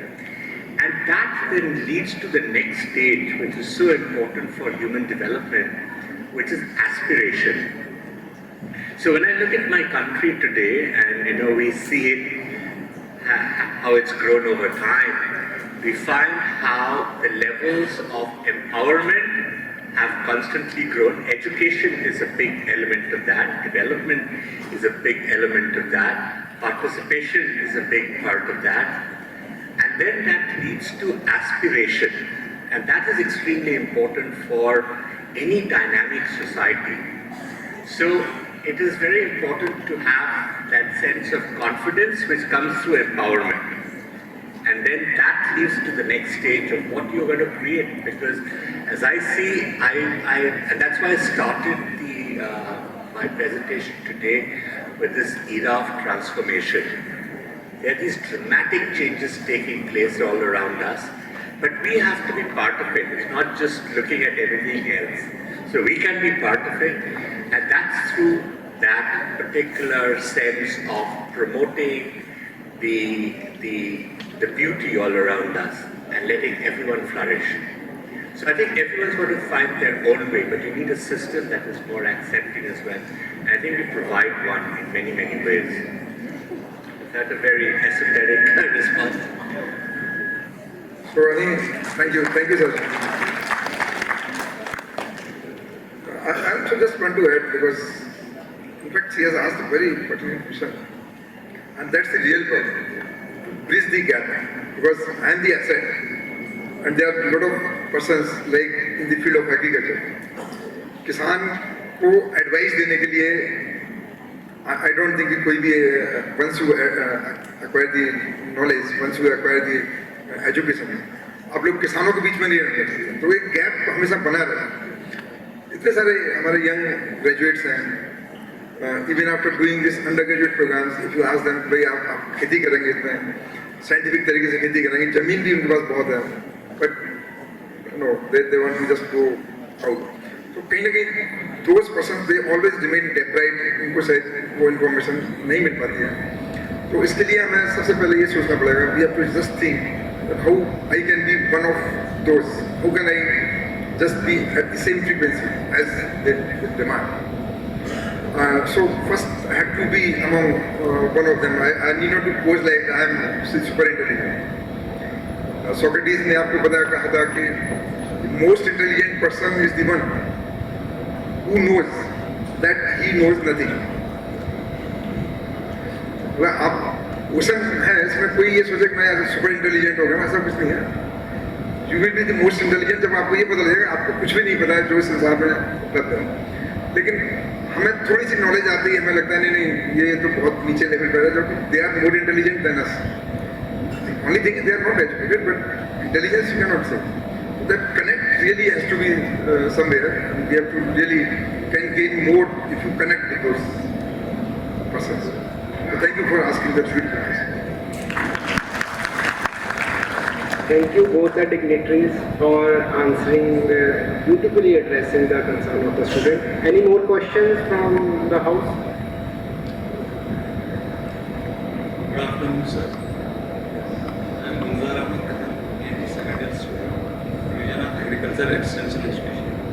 Sir, मेरे साथ दो instances है. मेरा interaction था एक political science lecturer से, उसके साथ बात करते करते वो ऑस्ट्रेलियन एजुकेशन सिस्टम पे बात हुई थी कि सर नेशनल एजुकेशन पॉलिसी पे बात कर रहे थे, इस रिलेटेड एक क्वेश्चन है.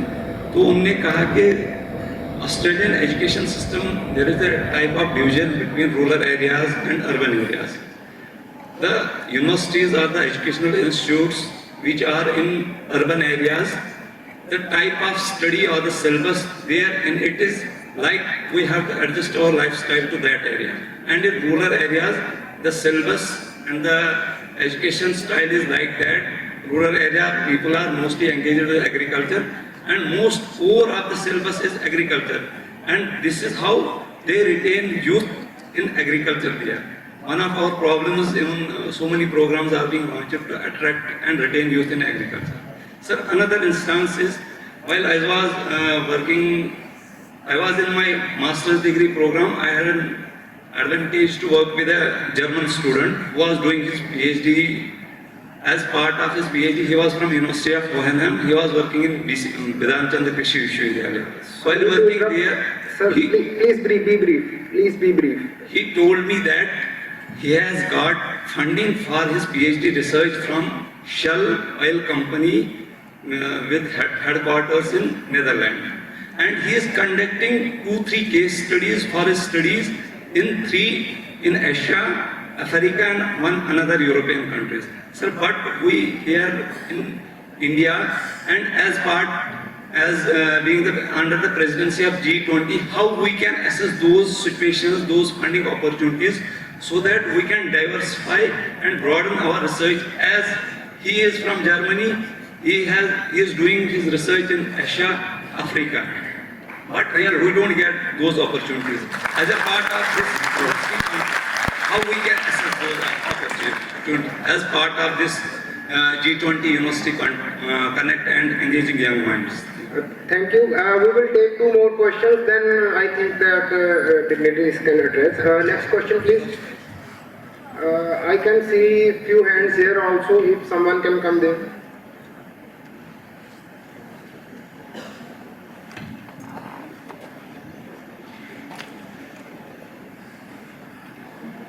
Please be brief and... First introduce sir. Yes.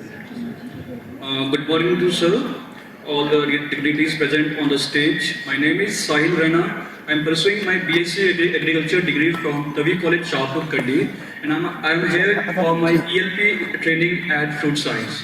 So my question to Mr. Bhattacharya sir, as we are seeing in this world that we are importing emissions from Russia and natural gases, and we are exporting the silk and saris to America, and these both countries are fighting.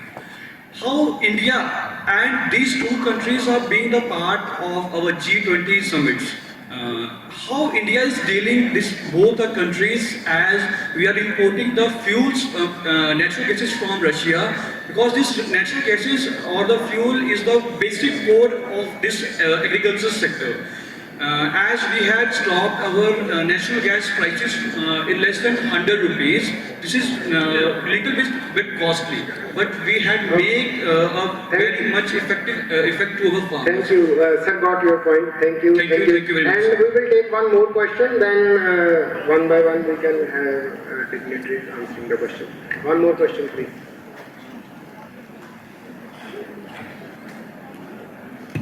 First introduce yourself. Good afternoon everyone, I'm Sylvania. I'm doing Masters in Biotechnology, and my question is to Mr. Sanjay Bhattacharya, that I want to ask his opinion, or I want to ask his take on India being the leader of this global south, and why there is less participation of African countries in this G20 summit. Thank you. Before going to answers, I would give you some hints for questions, because I have worked closely with the Joint Secretary on agriculture issues. One can ask how difficult it was to engaging with those 19 rest of the countries, and how she tackled that. So, sir, please, the first question was on India, broaden the research, and please, dignitaries, someone would like to address that. On broaden research. So, that question was really very important. I don't know what the name of the student, PhD student. But we are doing a lot of efforts for the industry support for the students. Recently we received one MOU also from the seed industry, and I request Honorable Vice Chancellor also that if you can explore some more possibilities. So what we are doing under that scheme is now that the industry is being asked that you have to provide the scholarship to the students, you have to provide the laboratory equipment, and you have to provide, if it is required, their foreign travel, because this NEHEP is only up to the project time period. But what happens beyond that? So some ideas have to come from the universities, but that is one possibility we have explored. And we'll take, to begin with, 10 universities in this summit, but slowly we are exploring, we are going to have dialogue with the pesticide industry, with the food industry, value chains, with many more such industries, so that those kind of connections, real-time research, demand-driven research can be there in the market. But connecting with the G20 countries, I think Bhattacharya can answer better, that how we can take this as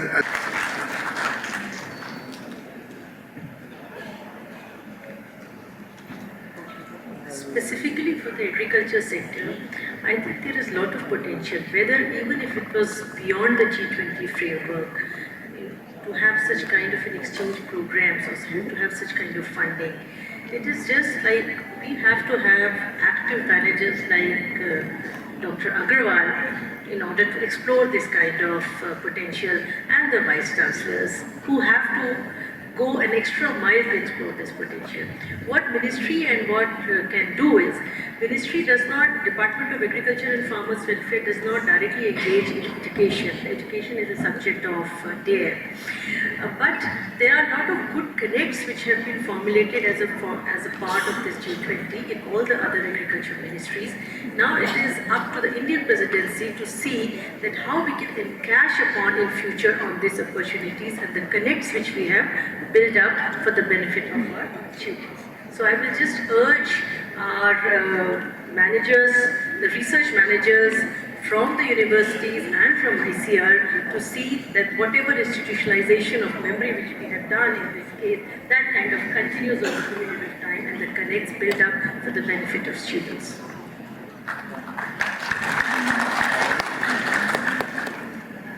Thank you. I think you've heard from two of our panelists on some of these issues. Let me just say broadly that, when you have an international organization or a grouping like this, a partnership such as the G20, one of the key things that happens is that people across different sectors come and meet at a very frequent level, on a frequent basis, and at different levels, in the government, in industry. And that itself, I think, somebody mentioned about networking. So that itself opens up new opportunities.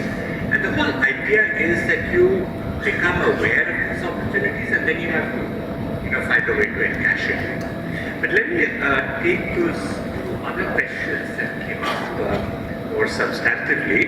One about let's put it in the framework of the energy crisis and the Ukraine war, and the second about India and the Global South. So, the Ukraine war is a very complex issue, so let us not be kind of led away by the protestations on either side. So, as India, we do not support aggression against the territorial integrity of any nation. But that said, the reasons for it are much more complex, and it is very difficult to just pinpoint and have that this sort of sanctions or otherwise should apply. In fact, India has never been a proponent or supporter of the regime of sanctions, because very often what we found is that sanctions tend to be very arbitrary and they don't really affect the leadership or the economy in that sense, but very often affect the common people that are living in that country. So, sanctions are not something that we view as a very good device, but it is used as an instrument in international affairs. So when we look at the energy issue, and it became quite apparent that when the sanctions were levied, there were a number of things that happened. So for instance, when Europe started moving away from Russian gas, which is less carbon intensive, their commitments to the UNFCCC or the climate change commitments that they had got diluted. As a result, many of them are moving to more carbon intensive fossil fuels, and some of them are even going the nuclear way, going back to the nuclear way. So it has led to a huge shift in the immediate vicinity of Russia, where most of this gas was flowing. What it also led to, and we must understand, is that we as India are a growing economy.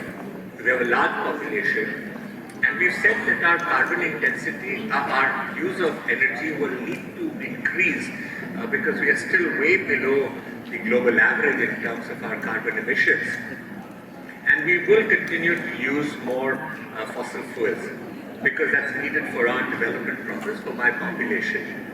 What we found was that when the Ukraine war happened, that there was a diversion of many of the developed countries which had imposed sanctions, and they tapped into our traditional sources of energy, particularly from the Gulf. And you recall at that point of time, there was this energy crisis which was twofold.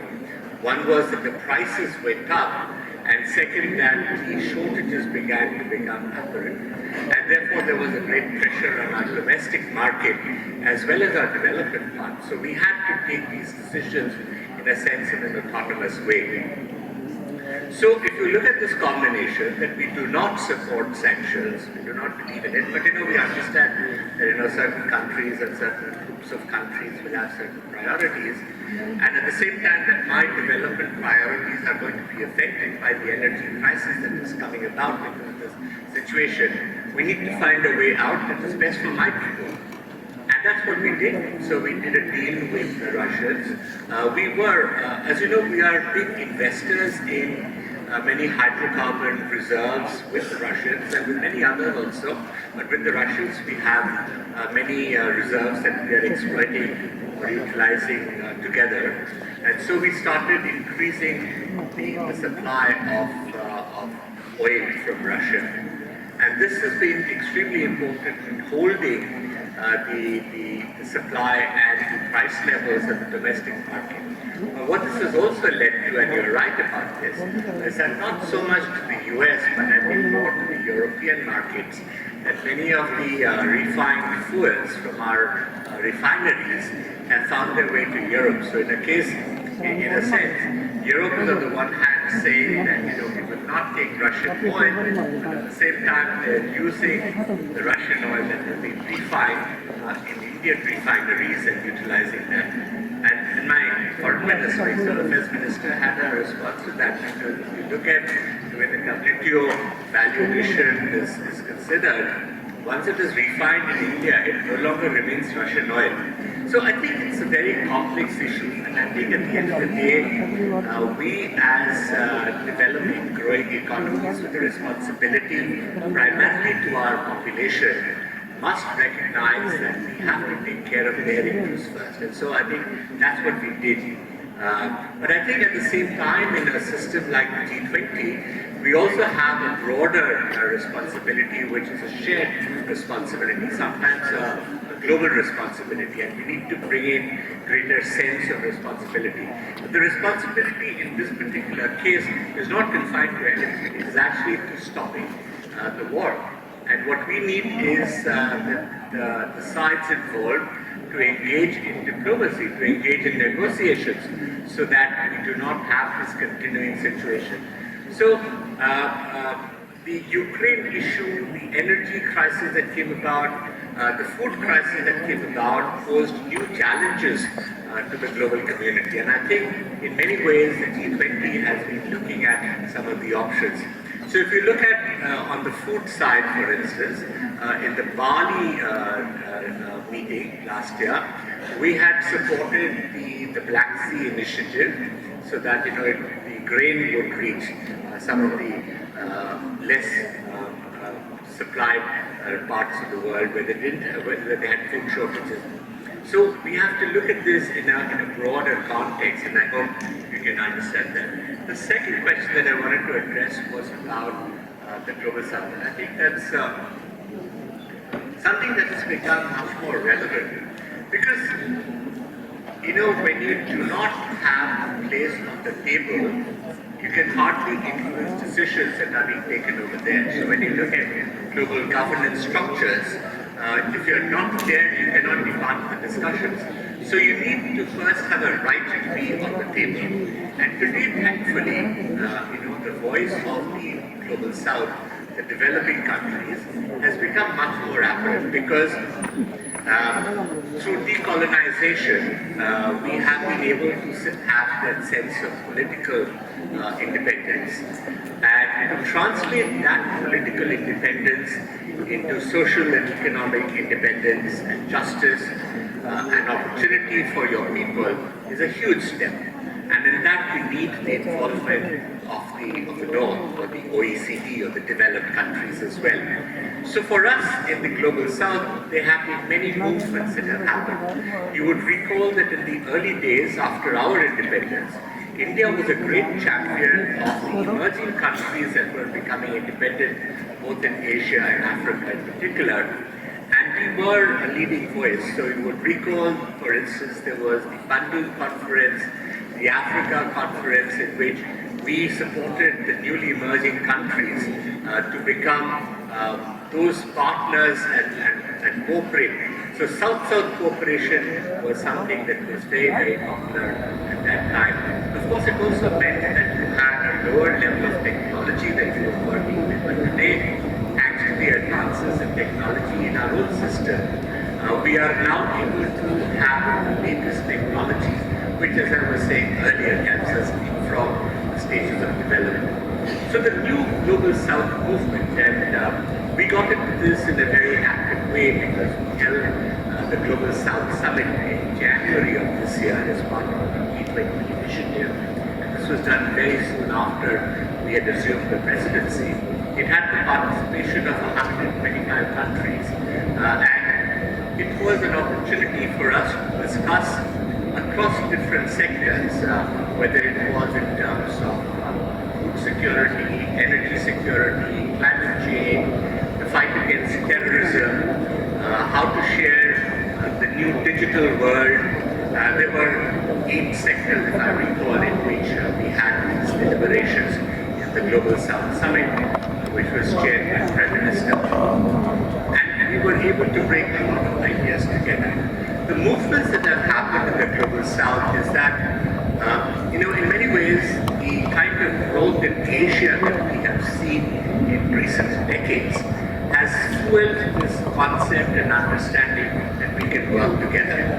So there have been 2 kinds of movements that have happened, and partly because the multilateral process, whether it is the UN or its agencies such as the WHO, WTO, have not been adequately responsive, or even the financial institutions have not been adequately responsive. So we have created our own institutions. Some of these have been regional in nature. So for instance, in Asia itself, we've had the example of ASEAN, which is a grouping of 10 countries, but many others are part of that process, including India in the East Asia Summit. And we work collaboratively so that we can bring about regional good and sharing of resources and knowledge sharing. There are other groupings which are not just regional, but are based on shared interests. So for instance, the BRICS Summit that is taking place right now is one which is of emerging countries. And the leading emerging countries from across the different continents. So Brazil from Latin America, South Africa from Africa, India and China from Asia, and of course Russia, which is also big, which is a more developed country as well. But what this does is that it brings about the opportunities to discuss and share and collaborate. In this process, the rise of Asia has been very significant. And for a long period of time, you had seen that the voice of China was very prominent. But I think China had probably peaked in its economic growth, and before it kind of stayed young. So it grew old, and its economic peak has already been reached. Secondly, of course, the Chinese model of growth and development and sharing with other countries has also led to various questions. For instance, the BRI initiative that the Chinese have brought about for many countries, including in our neighborhood, has led to many countries falling into a debt trap. And so there are certain questions about the Chinese model of South-South cooperation. In contrast, the example of India has been uniformly positive. Of course, there are certain questions which I think there are questions around the implementation pace of Indian projects overseas. But I think what India has been able to share with the rest of the South community, the developing countries, is that we've been able to share our human resources and our human capital, and in agriculture in particular, I think our contributions are extremely well known and recognized by all the countries that have worked with India. We've been able to integrate our development packages into the development priorities of the recipient countries. So, for instance, if a certain country needs, let's say, infrastructure development and we can help them, we go and work with them in that particular area. But if there's something that we cannot do, we tell them, and we don't try and project our priorities on other countries. So India, as a member of the Global South, stands not only for its values and principles, which are very important, but also for the huge advances in our own technological capability and our financial abilities, which have grown over time. And finally, that meshing with the priorities of the recipient country. So today, I think the Global South movement is going to be something that will be extremely critical as we move into the future.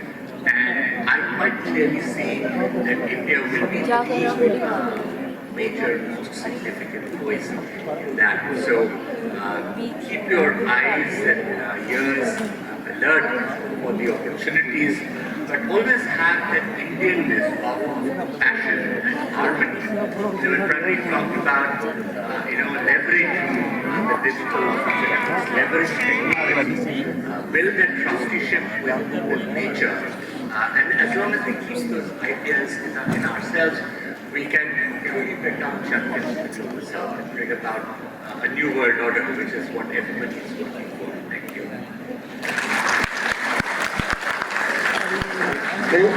Thank you very much, honorable speakers, for addressing all the questions. We are already past our stipulated time. Please, sir, I would like to invite.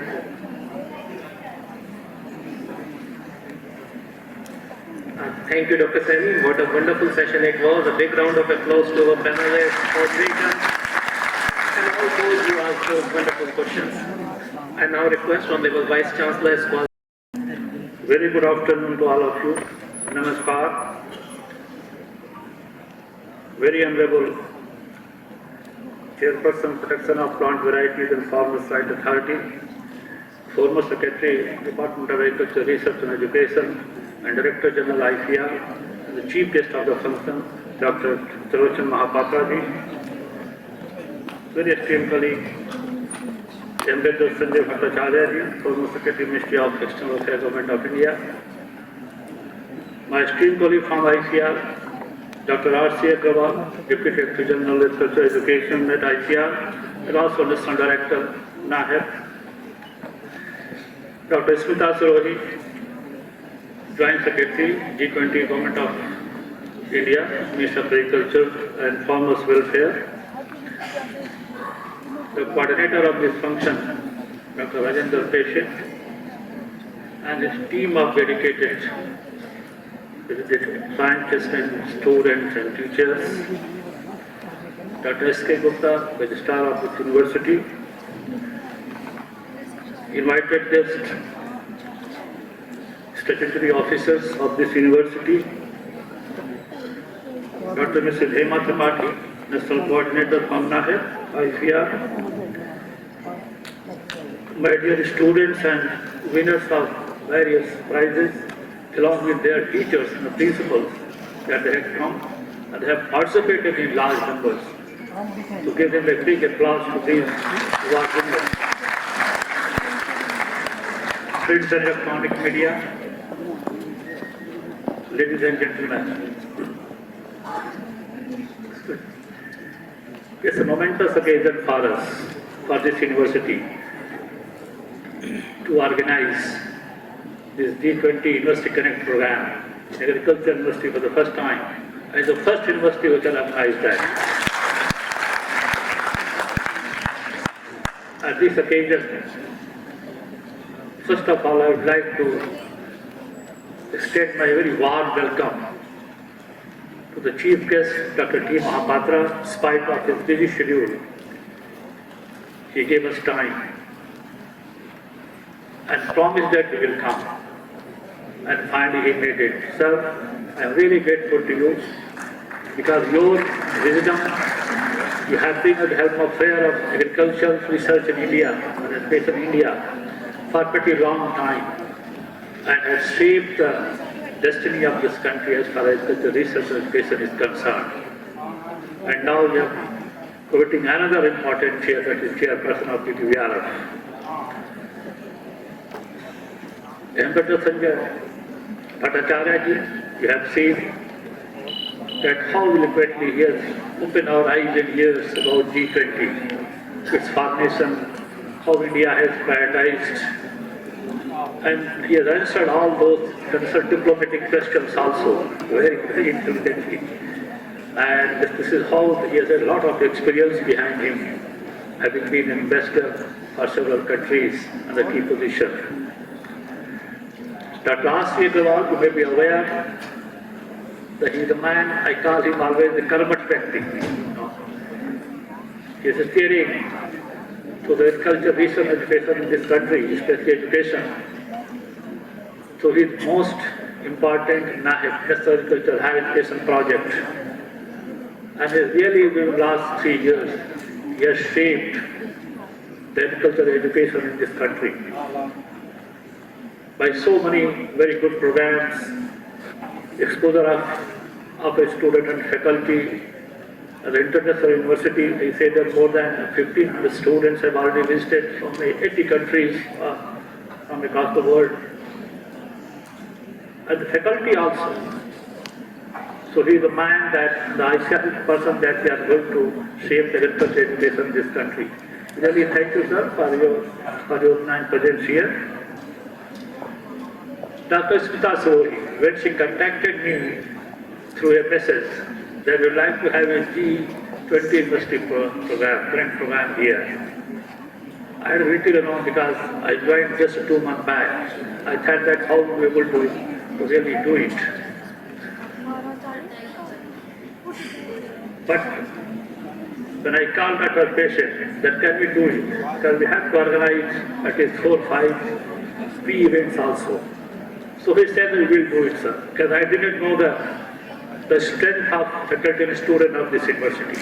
And now I really appreciate that how within the last 1 month they have organized these 5 programs, pre-event programs. That is the testimony to the strength of the faculty and student of this university. Thanks to all of you.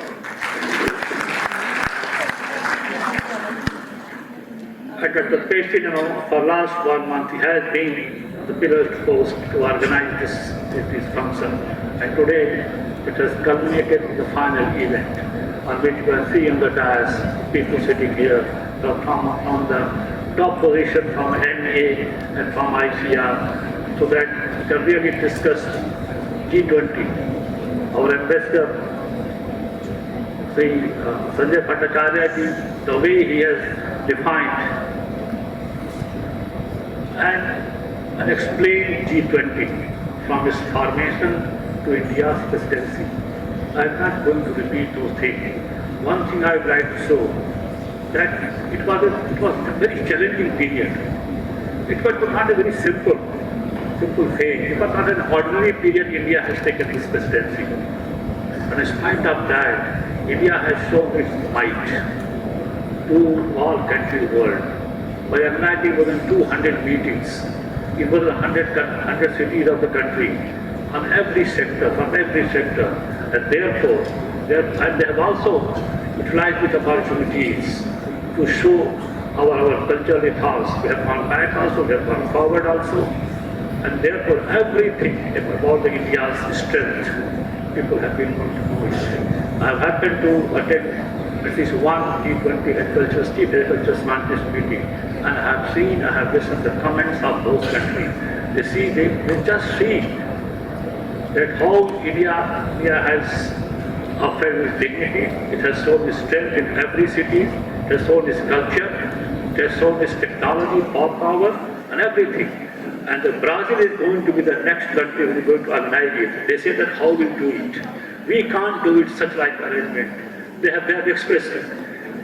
And the person and the scientist and the ambassador from that country who was participating, he said this is marvelous. It was meeting in the Varanasi. So he said that we can't do it. We don't have such associate leaders. So that is how India has shown its prowess to the entire world. To lead G20 countries, which are almost represent 2/3 of the population of the world, almost 85% of the global GDP and 75% of global trade. That is normal. And India has very intelligently prioritized it. And as the Secretary Sahib has already very clearly told, that how India has used this opportunity. In spite of food supply crisis, in spite of debt crisis, in spite of war, but whatever India wanted to show, it has shown it. And since agriculture, it also almost 60% of agriculture, land. This is being held by all these 19 countries and European Union. So agriculture is a very important subject also. And many of the sustainable development goals, there are 70 numbers, they also come in the purview of G20 where we have been working. Especially no poverty, zero hunger, reduced inequalities, climate action, life below water and life on land. And that provides agriculture, that provides a very important role in that. Agriculture needs to be developed as a green enterprise now. Our natural resources are not infinite.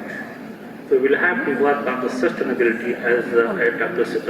Smira Sarori and many others have told that how sustainable agriculture for resilient agri-food system with the climate approaches has been all been dealt with as a subject here. G20 University Grant Program, where Agriculture University was later aided with the efforts of Dr. Smita. It's really a first that she must be given a full credit, because she is being the agricultural scientist. She said that without connecting agricultural university, how this program can be successful. And therefore, although it was started late, but we were the first one to organize it, and we see the kind of participation. I like to tell that I have seen all the 5 events.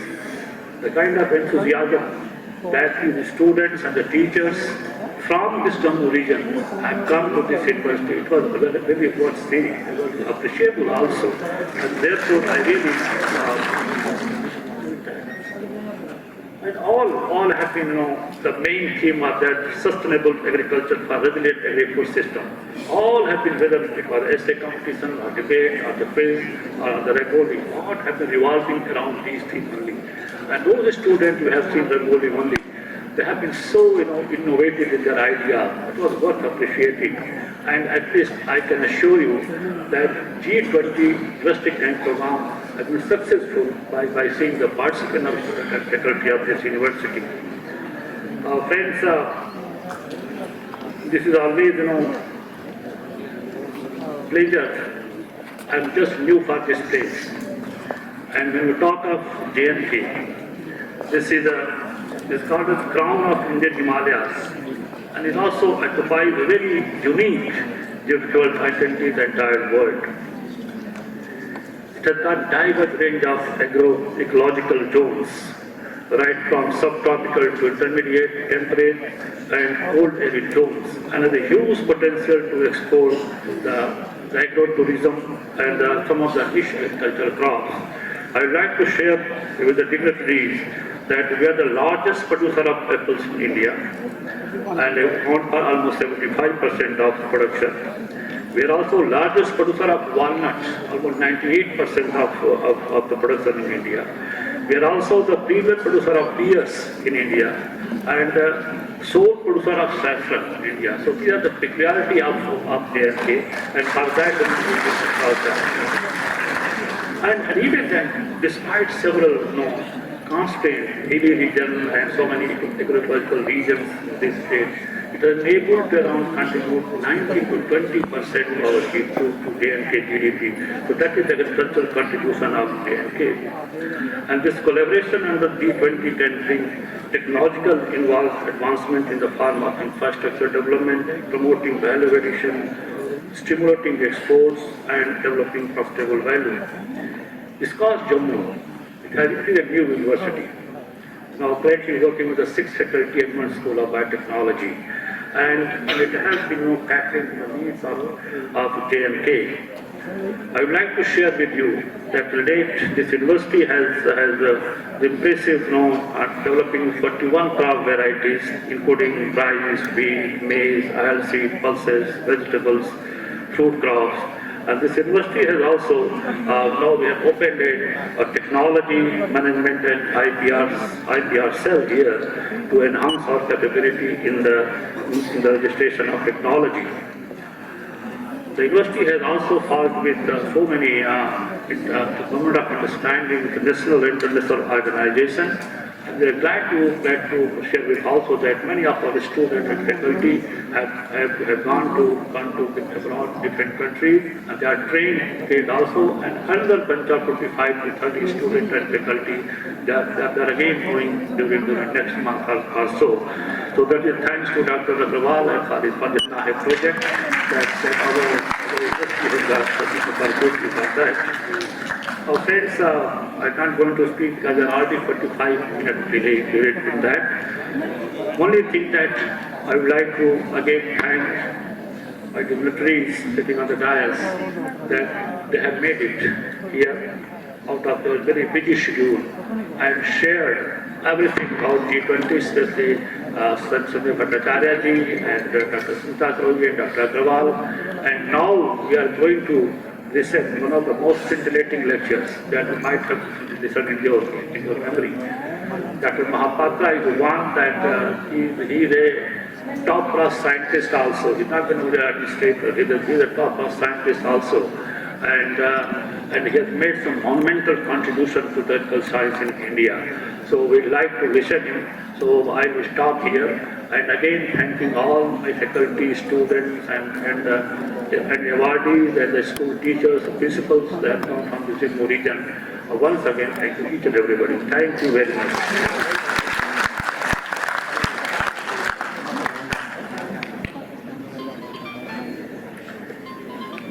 Thank you so much, sir.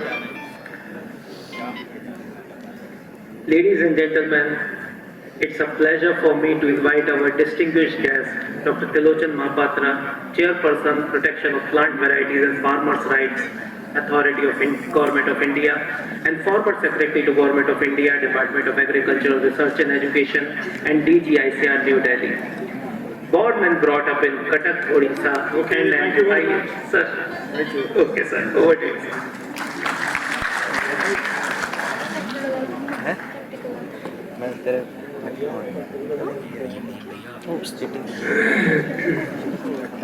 Thank you very much. Very good afternoon to each one of you. Ambassador Mr. Bhattacharya, Dr. Tripathi, Dr. Agrawal, Dr. Smita, Dr.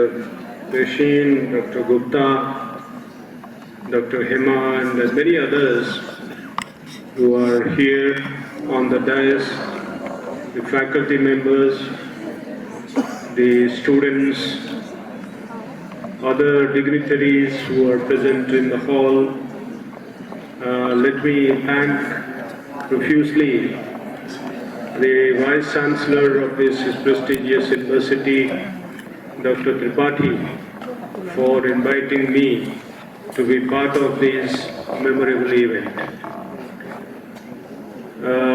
After listening to stalwarts and listening to many different facets of G20 Connect as the topic, the core issue that we are dealing today, And given that we are almost 50 minutes late, so I don't want to really spend much time on the topic which has been assigned to me by Dr. Tripathi, that I should talk on sustainable agriculture for resilient agri-food system with a climate smart approach. And if I keep talking on what I intend to talk, it will take about 1 hour. So since it is already 1 o'clock and I have to also catch the flight, so I don't know whether I should go through the slides or only read them one by one, so that in 15-20 minutes I finish my lecture. But anyway, so without the slides I can also speak. But anyway, so what is the issue? The issue is that the G20 summit is happening in India, and it happens, regularly. The other member countries also have organized earlier, but very specifically in India, we have amplified the activities and trying to connect to the public at large and students, faculties, very specifically in the universities. And this is one such event. Thanks to Dr. Smita, she was telling in the morning how she thought about having this in agriculture universities. And thanks to Dr. Tripathi for responding first to the proposal. And today you have this program. The hall is full. And thanks to all of you for attending in large number and being here. It's also encouragement for us, because without people won't know whom to speak. So everybody starts speaking. So in the process, again you are punished because you have to stay longer and you have to delay your lunch. So that is the kind of situation today. But anyway, quickly I'll take you through without taking much time. So in this particular presentation, there are a few key words: sustainable agriculture, agri-food system, climate smart approach, and resilience. So these are the four key words or phrases which are in the title of the lecture. And what is that I would like to do is to give a brief about the status of the agri-food system in this country. I would not really cover in detail about the system per se, because the agri-food system is quite large, and I know it goes beyond production. So production, processing, till consumption, all that it involves, that constitute agri-food system. At a global level, sustainable agri-food system is being discussed. Sustainable development goals are there by 2030, and that is 2030 agenda. And we have to address those, a very big challenge. And Dr. Smita was talking about 3 C's, the conflict, the COVID, and also climate change, and all that complicating the whole scenario, and attaining 2030 agenda by 2030 is impossible, and we will not be able to attain it. And that's what is globally realized. 7 years left, and we are far behind the targets. Not only India, most countries. So we will be falling short of the expectation. So anyway, so I'll not really take you to the agri-food system completely, because that will go beyond production, and a whole lot of complications are there when we talk of agri-food system. By itself, it's a lecture. And the sustainable agriculture, again, is a huge topic, and one cannot really cover even 1 hour. It requires 1 day, a deliberation on sustainable agriculture. What all constitute. Very briefly, I'll take you through. the sustainability component of it. Climate change again, another big chapter. Globally we talked about, we have COP where it gets deliberated, there are parties to discuss about different approaches, issues, concerns, challenges, and again a big chapter. So I will be very brief in taking you through and how the climate smart approach can be mainstreamed in this country. A few examples to place before you, and particularly for the sake of students and largely agriculture students who are present here and raising questions, and how that could be sustainable food production for this country, which is most populous now, and what are the challenges. India is a huge population, about 18% of world human population, 15 to 16% of animal population, and just 4.2% of world's water, and 2.4% of total land area, and about 11.7% of the arable land area. So it's a very big challenge to address and provide food to this population, growing population. And not only that, also at the same time, during wartime, for instance, there is so much of demand for Indian cereals, for instance. So that's a big challenge. Of course, Indian agriculture has come a long way from a ship-to-mouth situation to Food Security Act, ensuring food for everybody who needs. More than 80 crore people provided free food for more than a year during COVID times. And that was possible because we had enough food stored in our warehouses. Otherwise, it would not have been possible. Food grain production, if you have 1950-51 as the baseline year, and how much we have grown, more than 6 times food grain production itself. Pulses production more than 3 times. When I say 3 times, actually 300% increase. 300% increase, and that's what it means. And oilseed production, cotton production, sugarcane production, milk production, horticulture production, and fish production, for instance, now more than 20 times, and egg production now more than 70 times. So it's a huge kind of gain, rapid gains we have made in recent decades, and you will see some of the examples as I go along. And this is the example of pulses revolution that we had during past few years.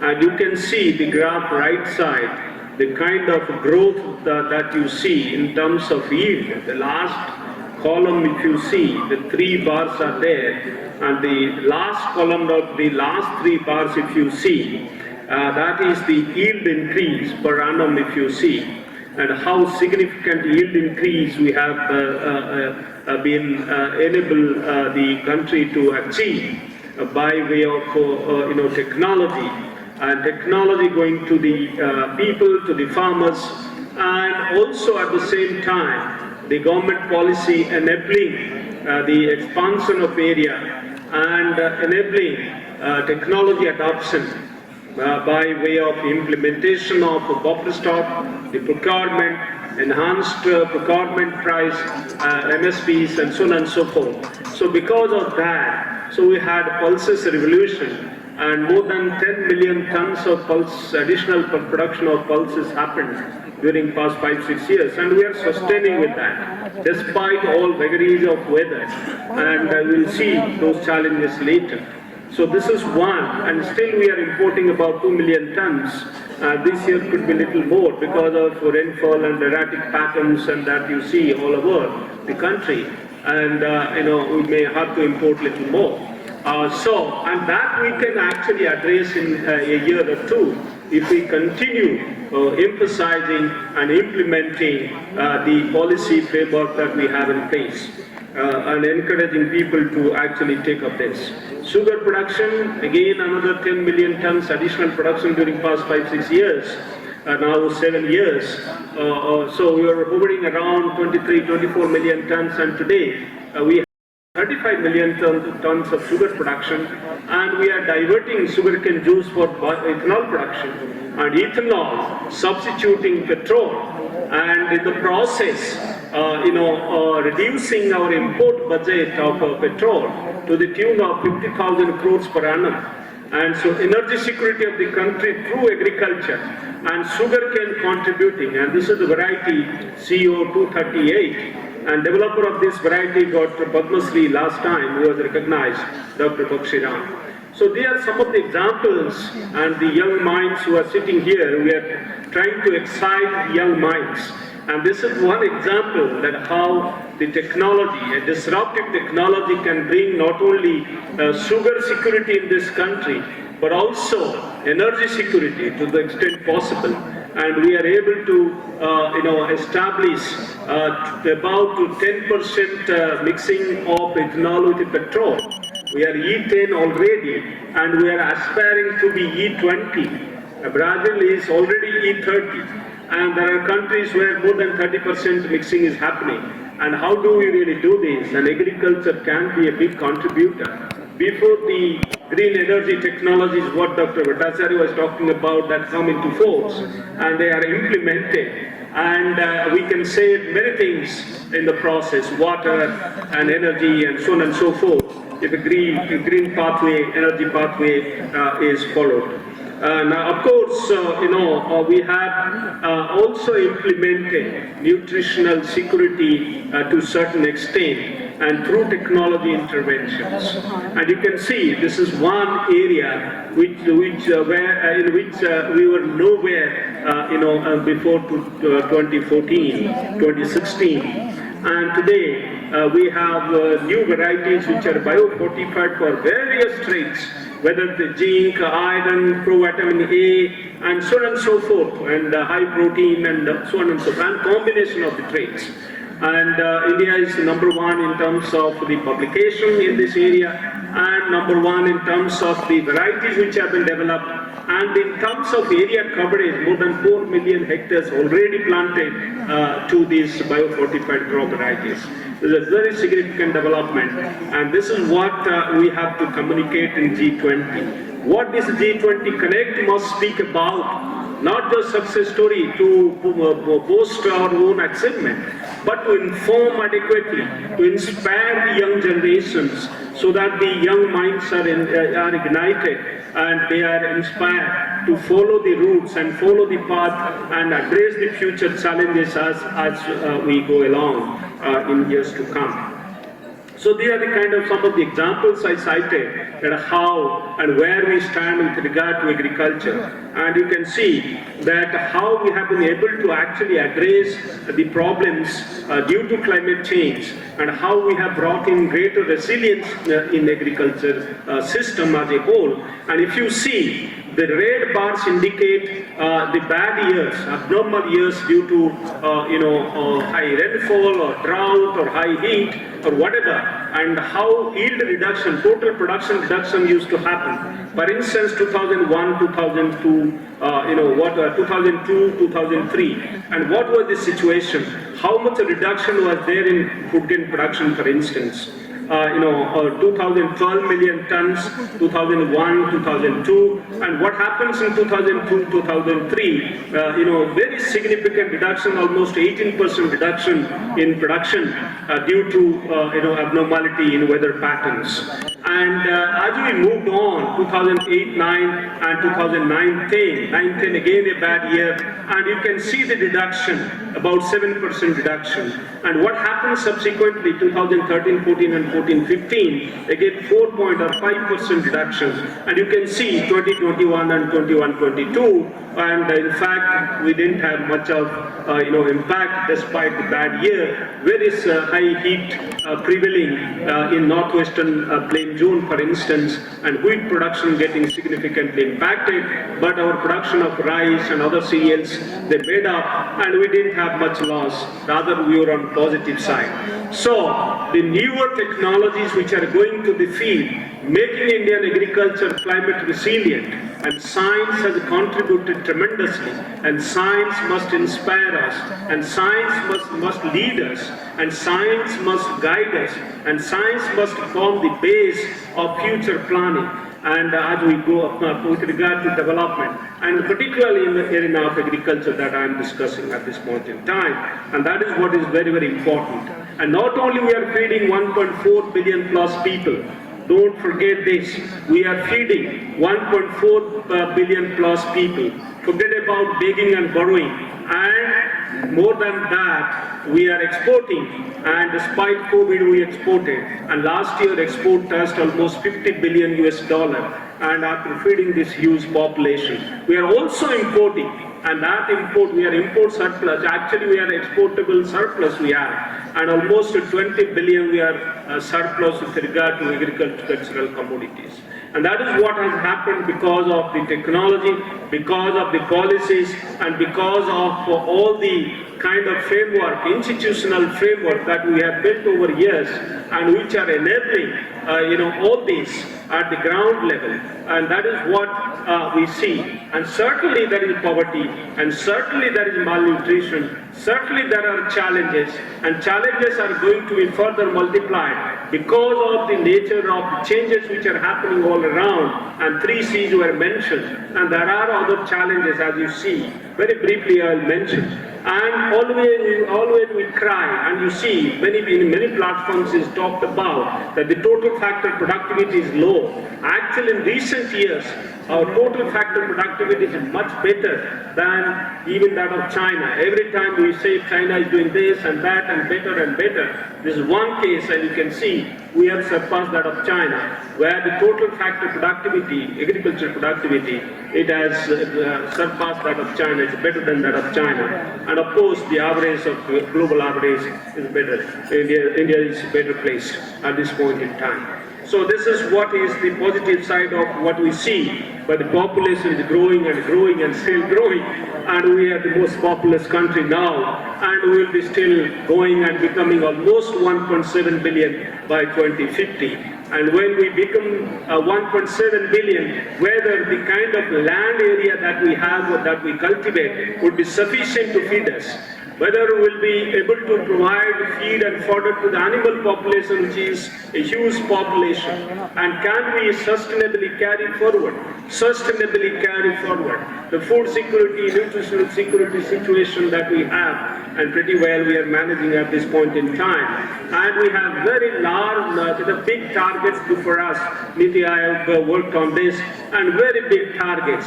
If we go as business as usual, or maintaining momentum, or if we plan for a higher side, upside, what would be our requirements? It's all given there. I'm not going to read because of paucity of time. And if you really work in that direction, it's not a small task. My young minds who are sitting here, it's a very big challenge to reach there. Enhance productivity despite all limitations of climate change. How do you really do this?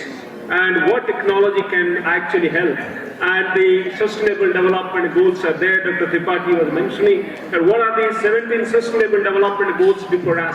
Can we really reach there? Can we really address our own problems at home? And can we be partnering among the G20 countries, help them who needs and get the help who can? And can we really collaborate and partner to move further and move forward to address the sustainable development goals and be there where it is required? Climate change is a very big challenge, and you see that the rainfall is increasing. The rainy season rainfall would increase in India, and the unevenness, irregularity would increase. The excess events would increase. The heat waves would be far more frequent, and it has been already noticed. In fact, snow cover would start melting and started melting. In fact, it will contract further. And of course, the extreme events, as I said, would go on increasing. And because of this, the sea level rise would also happen. And once that happens, this is some of the indications that how temperature would be rising, carbon dioxide temperature would, carbon dioxide concentration would be increasing, and leading to temperature rise. and similarly, sea level would be rising, and because of that big glaciers melting and heavy downpour also happening, and all rain going to the sea and oceans, and in the process the sea level rising, and in fact inundating some of the coastal areas, submerging some of the coastal areas, and bringing high level of salinity, the coastal salinity increasing in the process. And how do we really address all this? By way of technology. And India would be also a water-stressed country by 2040.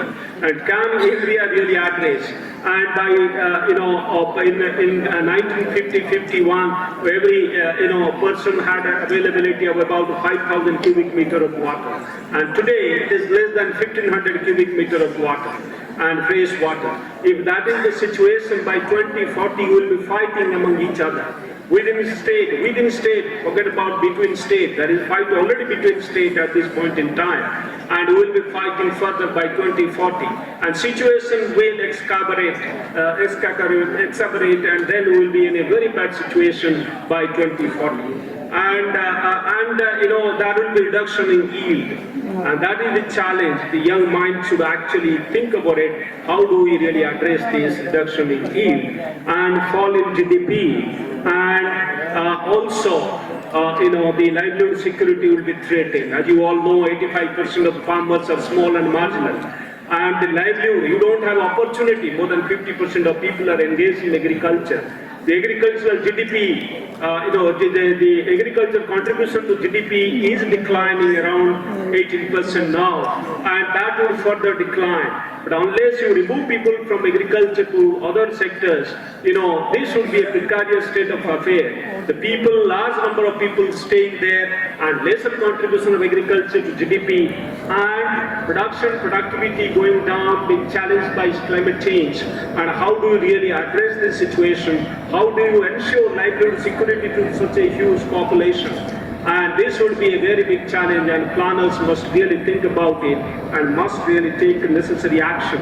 And you can see how climate change is already impacting and is projected to impact in the future, the crop production, as we go along. I will not describe each one of them, but it has been, we have been planning, and the National Action Plan on Climate Change happened in 2008. And we have also 8 national missions which were formed, and National Mission on Sustainable Agriculture is one of those. And this is one of the aspects of my lecture. I will not go into those details, because if I keep talking about those, it will take a very long time. The time is limiting. A National Mission on Sustainable Agriculture has several things which we are talking still today in G20. Dr. Smita was mentioning. Some of those have been described and deliberated. We talk of transforming agriculture, climate resilient production system, ecologically sustainable production system, and food security and equitable access to food resources, livelihood opportunities, and economic stability, and so on and so forth. The food system globally talks about this. And so that we planned in 2008, and still we are planning some of those. And at a certain stage, in certain areas, implementation is good, but still it's quite challenging. But how do you really actually use bioresource to actually address these challenges? We have rich biodiversity, and this is one of the biodiverse rich regions of the country. And how do you really prospect newer molecules, genes, and traits from such bioresources? And I think this is where we have to really focus in the university system. Young minds can be encouraged to really delve deeper, to discover these and develop technologies and innovative solutions, and are built in the process so that the farmers benefit, the country benefit, the global community benefit, and we build value chains based on that. The value chains which are established based on that, provide solutions to the food system. The importers, the exporters, the processors, and everybody actually gains out of it when we build value chains. And mine your genes and alleles from these germplasm resources. There are many examples, and wild relatives, and how do we really get those things. This is one of the examples that from the salt tolerant land resource, races, the farmer varieties, you can get the gene and make submergence tolerant rice. The rice which can be there under water for 15 days or 20 days, it can tolerate that level of submergence, and that kind of varieties have been developed by using the farmer varieties and land races which are there. And farmers' varieties are plenty here in this region of the country, and they need to be really protected. They need to be really preserved, and that's what farmers are doing, and they should be rewarded for that kind of work.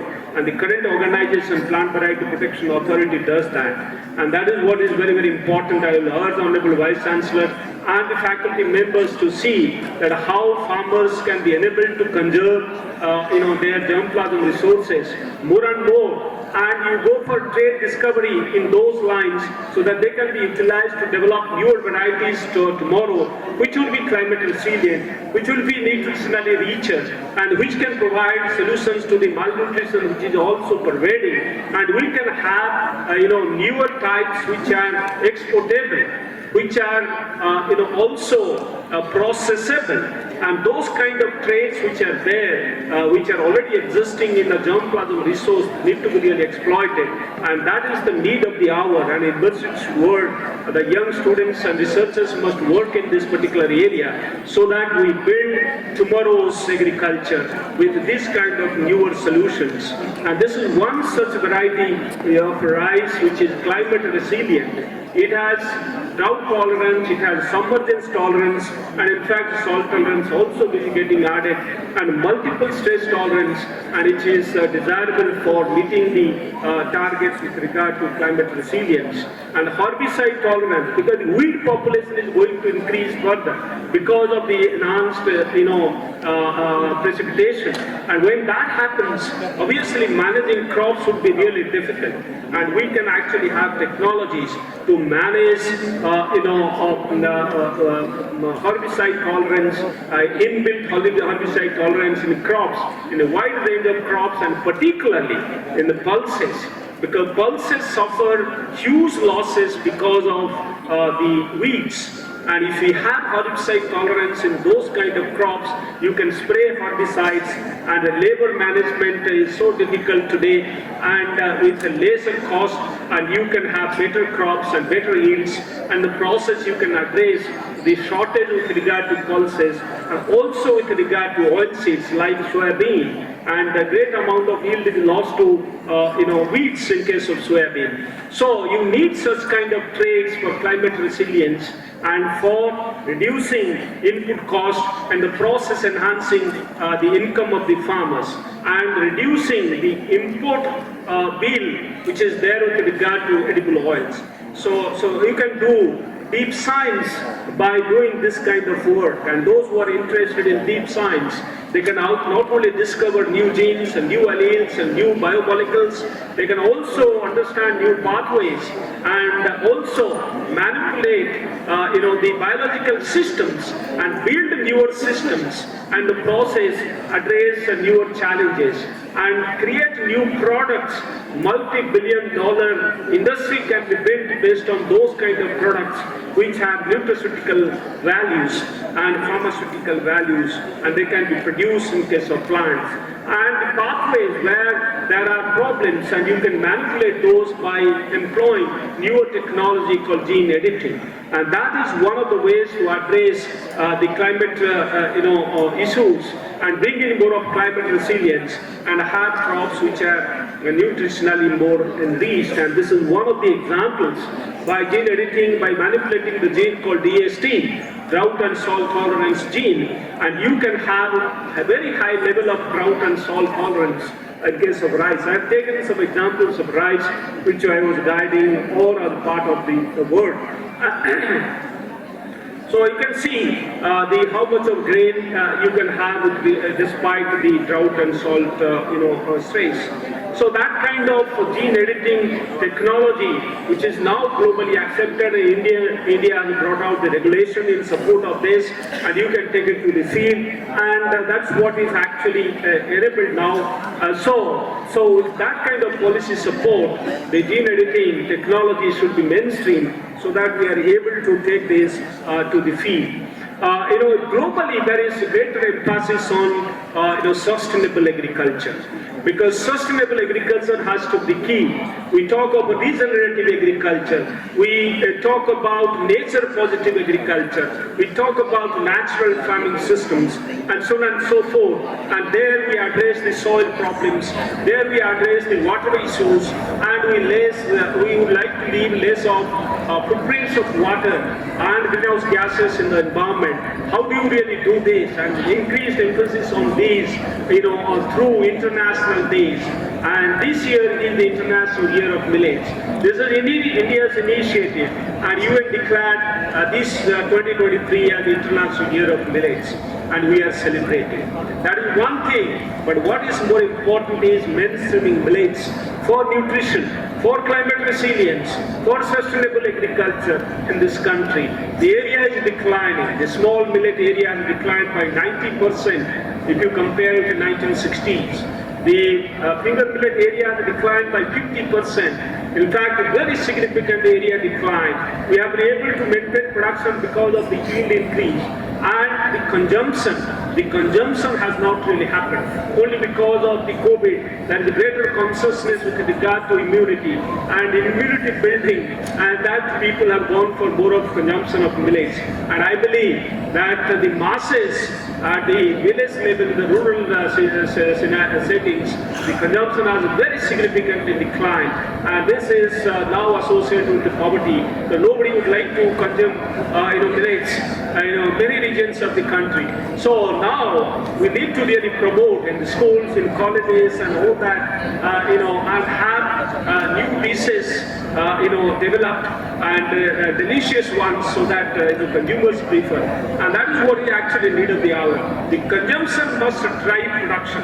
That is the issue, and that should be the message in G20 Connect. And this is one area where we can connect with the South. Mention was made about South-South connection, and South-South connection can happen through millets. Africa grows.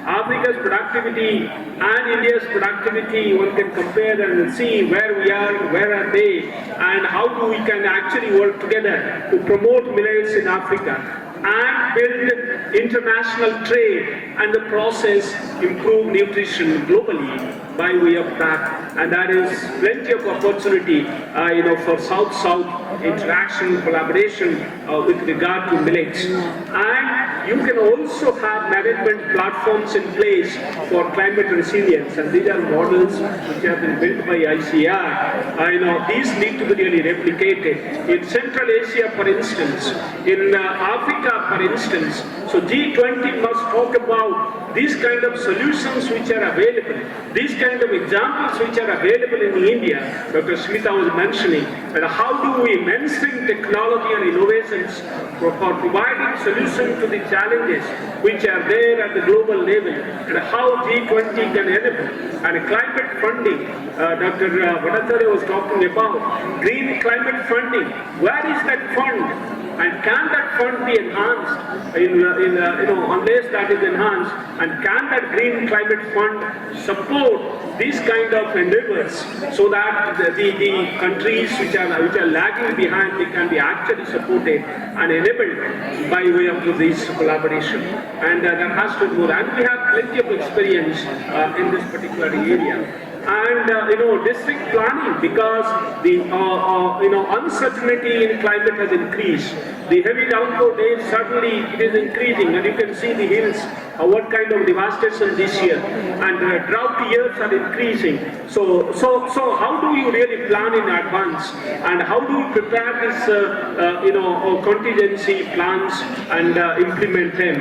And that is a need to really make them real time. So real time contingency plans for every state, for every district, for every block. We don't have weather data for every block.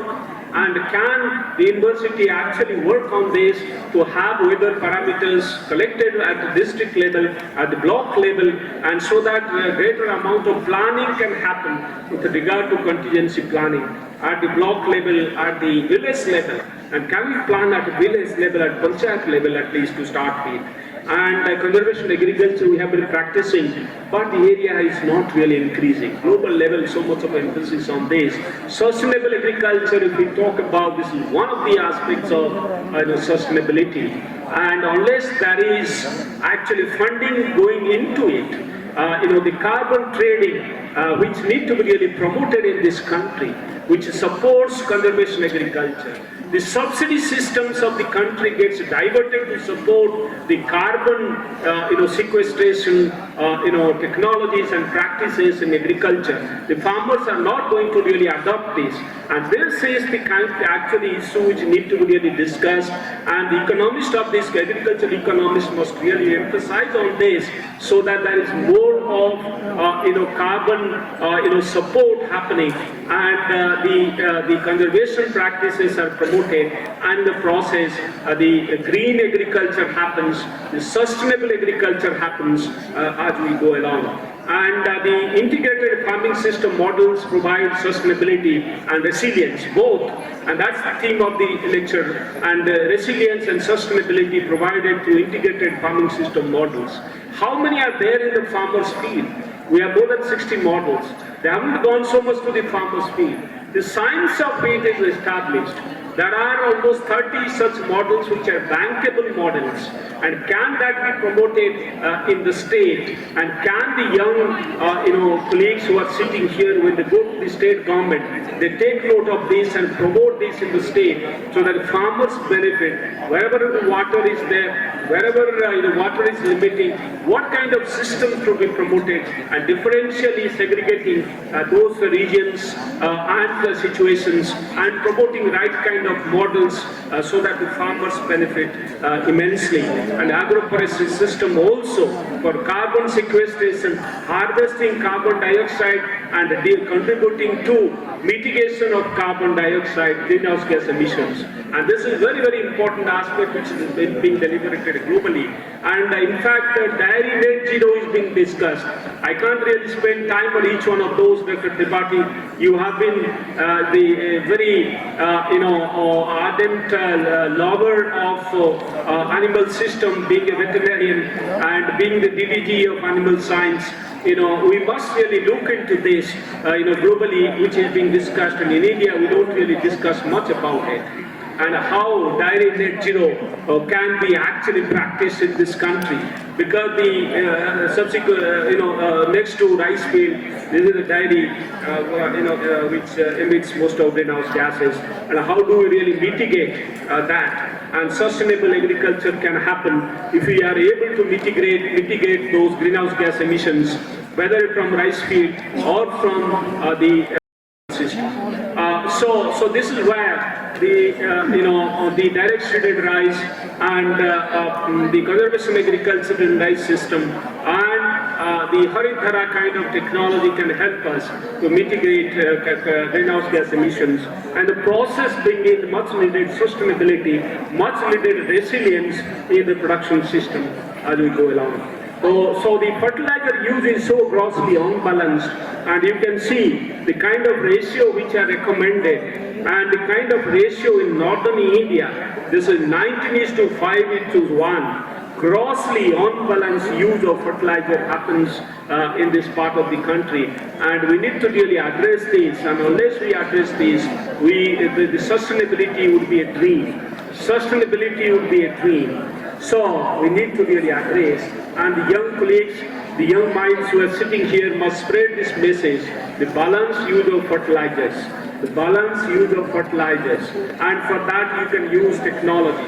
The technology is of paramount importance. The drone-based technology, how much of nitrogen is required, in which region of the field it is required, how much quantity is required, and drone can be used to actually provide and adequately address this issue of misuse of fertilizers. And I believe that can be done And similarly, real-time manner, you can monitor the crop growth and how it is happening and what all is happening with regard to the crop. In the process, you can actually address the crop the issues, and this is one of the issues, that how much of water to apply. The water footprint we would like to reduce in agriculture for sustainability, and if we want to do, can IoT help me? Intelligent irrigation system can help me. And we have initiated a program called National Network Project on precision agriculture in Asia, involving several institutions and universities, and hopefully it will contribute these technologies, smart technologies. Mention was made about smart technology, and I was to talk about. Time is limiting, I'll not really go into those details, but the sustainable food system not only addresses production, but profitability of the production system.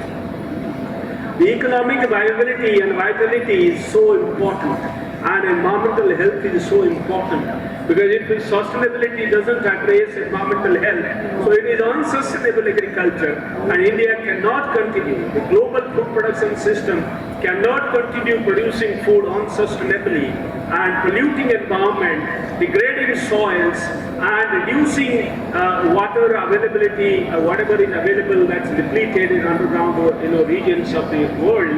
And you can't continue that way producing food, or can continue having animals and which contribute more and more greenhouse gases to the environment. You can't continue doing this, and you have to have social equity also in the process, and health of the consumers. And all these need to be addressed in a sustainable food system and in sustainable agriculture platform. And that is the message I want to give you. And I believe we should be able to really do this when you talk about this G20 Connect. And G20 Connect must address all these issues of sustainable agriculture and a resilient agri-food system. And by way of addressing the climate change issues, so smart technologies are to be put in place to address the climate change challenges, and in the process make the sustainable food production system a reality. And that is what the message I would like to give you at the end of the day. And thank you very much for your patience. And also, I thank Dr. Tripathi for giving me this opportunity to be here before you. And thanks to all of you once again.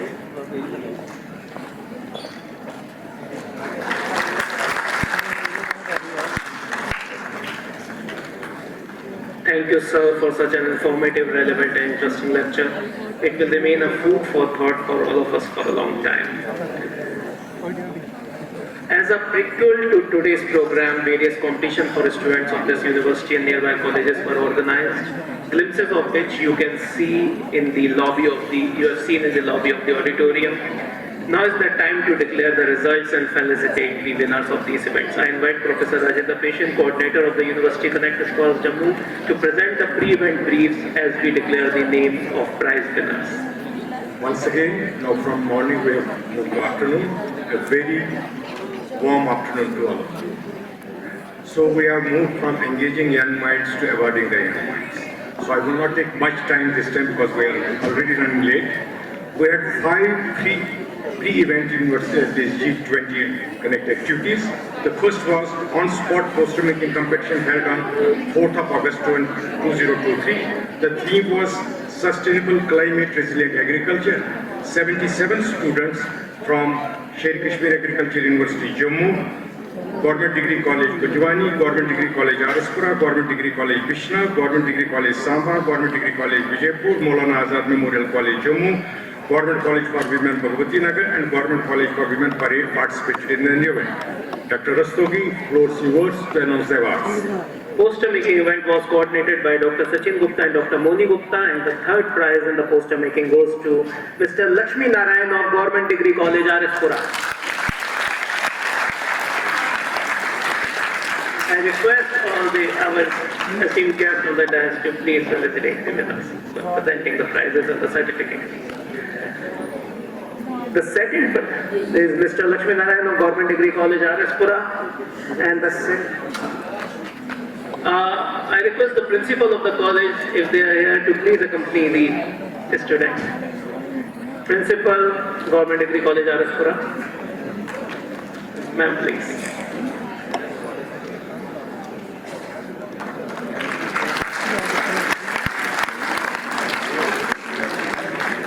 And next, the second prize, she is the principal from Government Degree College, Araspura. The second prize in the poster making goes to Ms. Palkin Verma of MAM College, Jammu. Palkin Verma, MAM College, Jammu. She is not here. Okay. First prize. And the winner is Ms. Yashni Sharma of Faculty of Agriculture, SKUAST-Jammu. Yashni.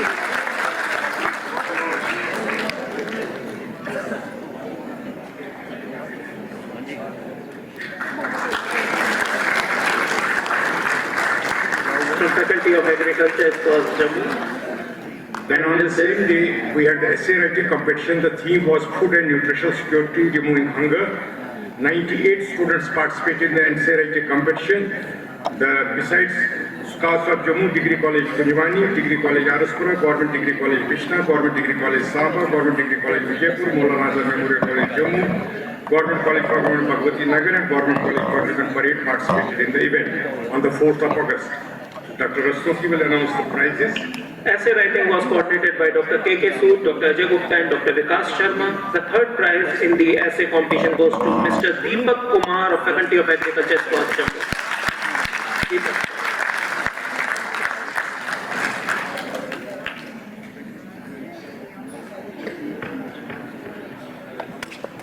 Third prize. And the second prize in the essay competition goes to Ms. Benish Guru of Faculty of Agriculture, SKUAST-Jammu.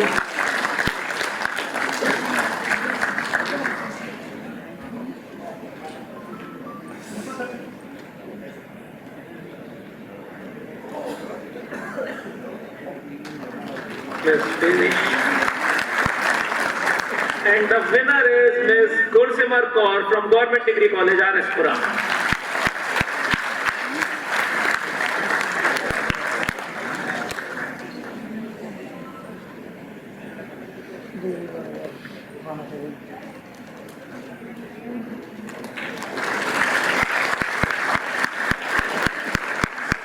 Judging committee has also agreed upon a consolation prize to the essay of Ms. Mridul Sharma of Faculty of Agriculture, SKUAST-Jammu.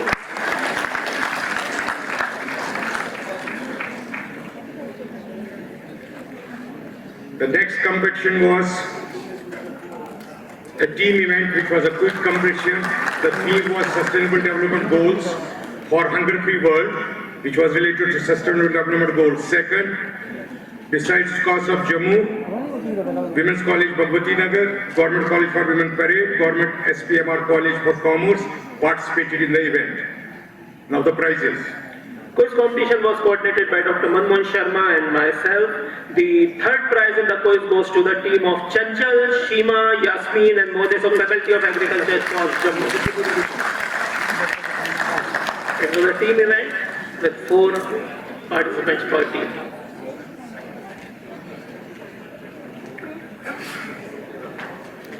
Third prize. There was a tie for the second prize between the teams of Harsh Dinesh Diksha and Udangshri of Faculty of Agriculture, SKUAST-Jammu, and the team of Sugandha, Niharika, Palak, and Akriti of Government College of Women Parade. So both the teams is tied at second place. Team of SKUAST and team of Government College of Women Parade. It was a tie, so both of the teams have been awarded second prize.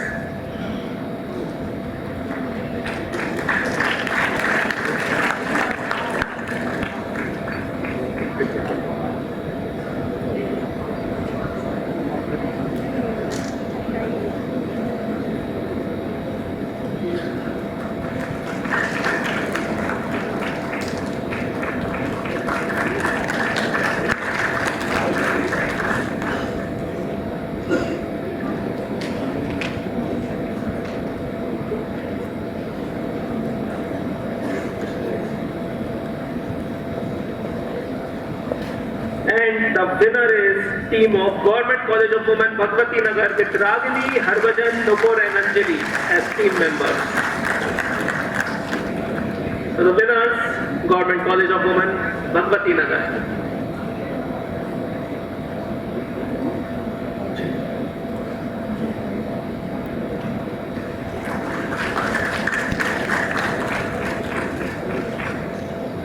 So here comes the quiz winner.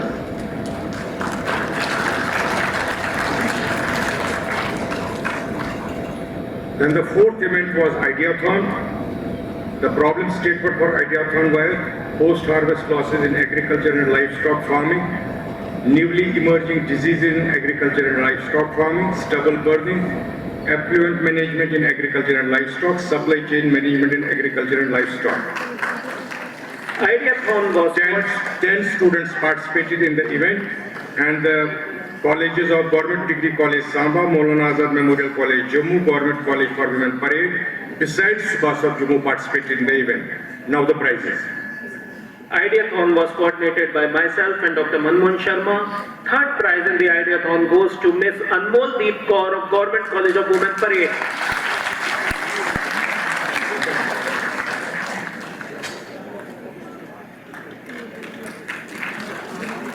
Second prize. The second prize goes to Ms. Mridul Sharma of Faculty of Agriculture, SKUAST-Jammu.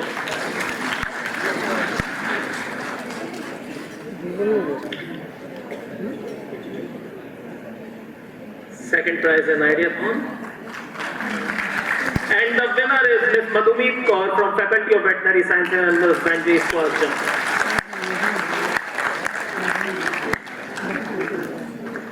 The main feature of this G20 University Connect, which is a UASP of this event, that's Rangoli making competition, which was held yesterday, in which 15 teams, each is comprising of 3 members participated. A total of 45 students participated. Besides SKUAST-Jammu, Government Degree College Kujwani, Government Degree College Araspura, Government Degree College Samba, Government Degree College Women Bhagwati Nagar, and Government College for Women Parade also participated.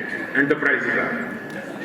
Rangoli competition was coordinated by Dr. Moni Gupta and Dr. Sachin Gupta. The third prize in Rangoli goes to Shruti Kumari, Shaurya Sharma and Naveena from SKUAST-Jammu. It was a team event with 3 participants per team.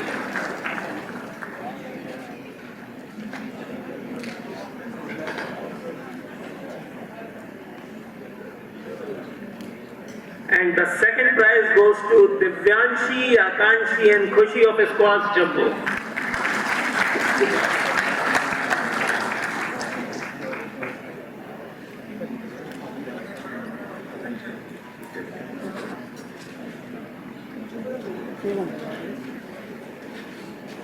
And the winning team is that of Jasreen Chauhan, Meghal Sharma and Megha Brol of SKUAST-Jammu.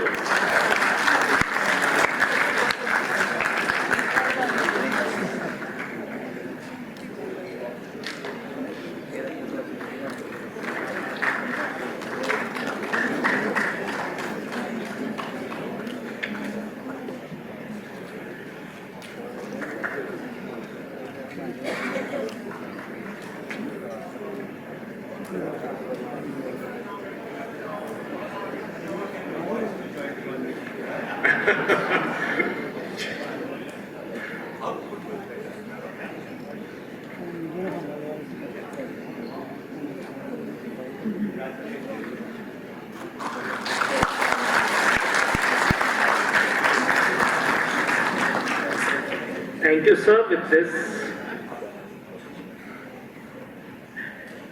sir. With this, we have concluded the prize distribution ceremony, and now it is time to express our gratitude to our esteemed guests. As a token of our gratitude and respect, I request Honorable Vice Chancellor Dr. Tripathi sir to present a memento to Dr. Tilochan Mahapatra sir.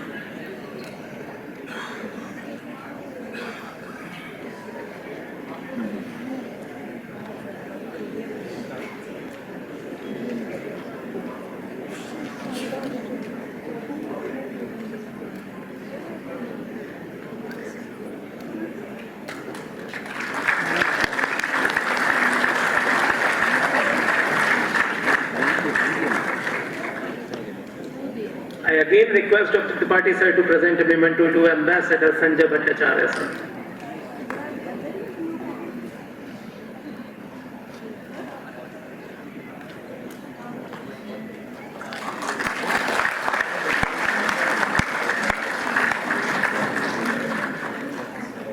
I once again request Dr. Tripathi sir to present a memento to Dr. R.C. Agarwal.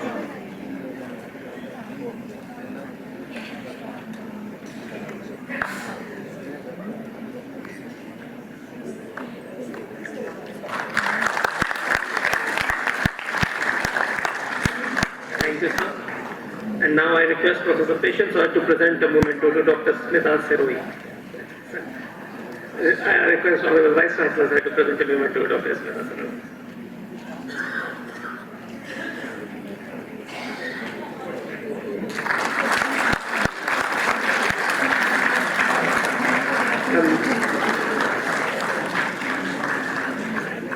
Thank you, sir. Thank you so much. And now I request Professor S.K. Gupta sir to present a memento to Honorable Vice Chancellor sir.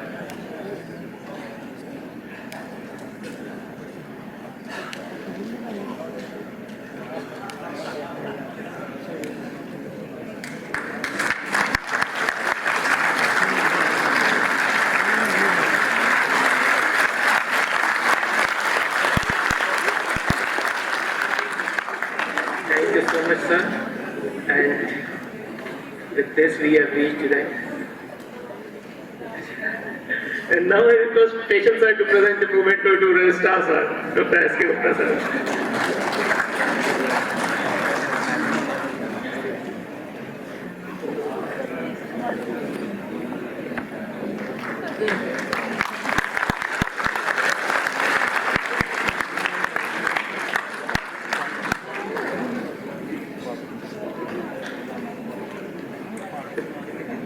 And now I invite Registrar SKUAST-Jammu Professor S.K. Gupta sir to present the vote of thanks.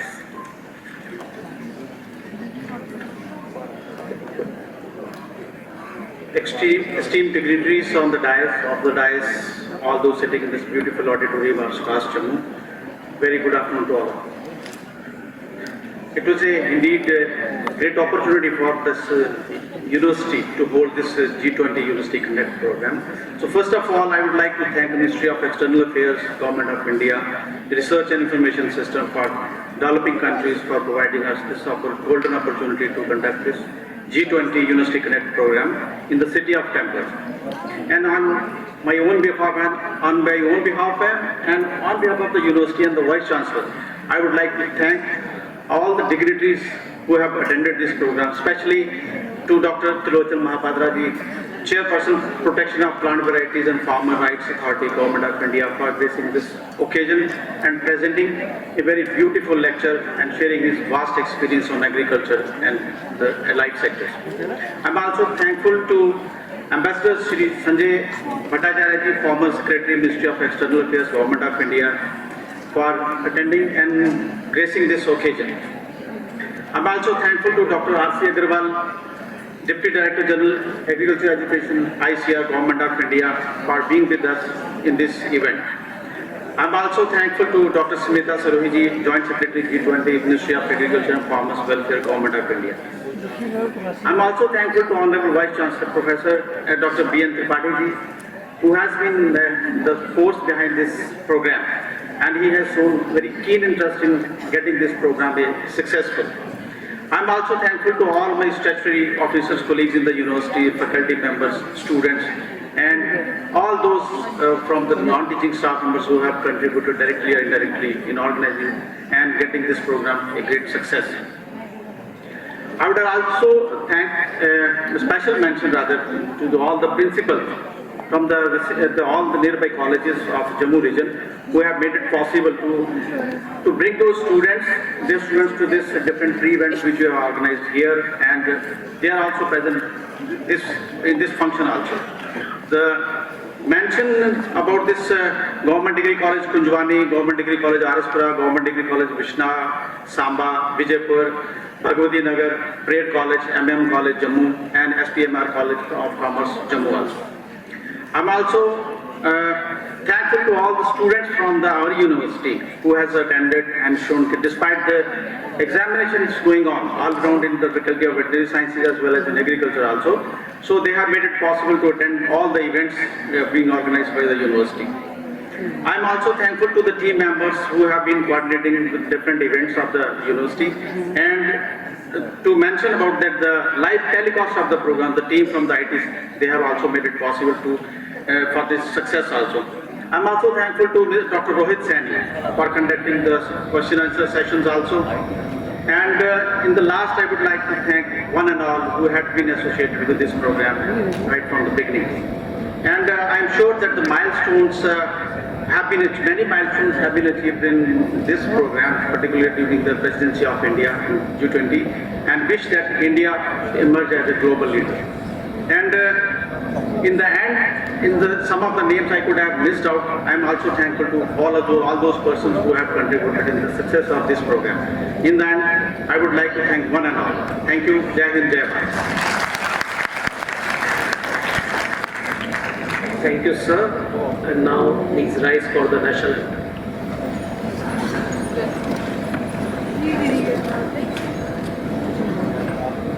Jana Gana मन अधिनायक जय हे भारत भाग्य विधाता पंजाब सिंध गुजरात मराठा द्राविड़ उत्कल गंगा विंध्य हिमाचल यमुना गंगा उच्चल जलधि तरंगा तव शुभ नामे जागे तव शुभ आशीष मांगे गाहे तव जय गाथा जन गण मंगल नायक जय हे भारत भाग्य विधाता जय हे जय हे जय हे जय जय जय जय हे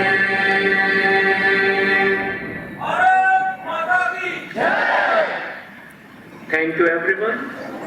You all are requested to join us for high tea. Students and non-teaching staff members are requested to please join us for high tea in the lobby of the conference hall. Faculty of SKUAST-Jammu is participating. The colleges and press members are invited to the first floor of the auditorium outside the function hall for the high tea. Thank you. Thank you, everyone.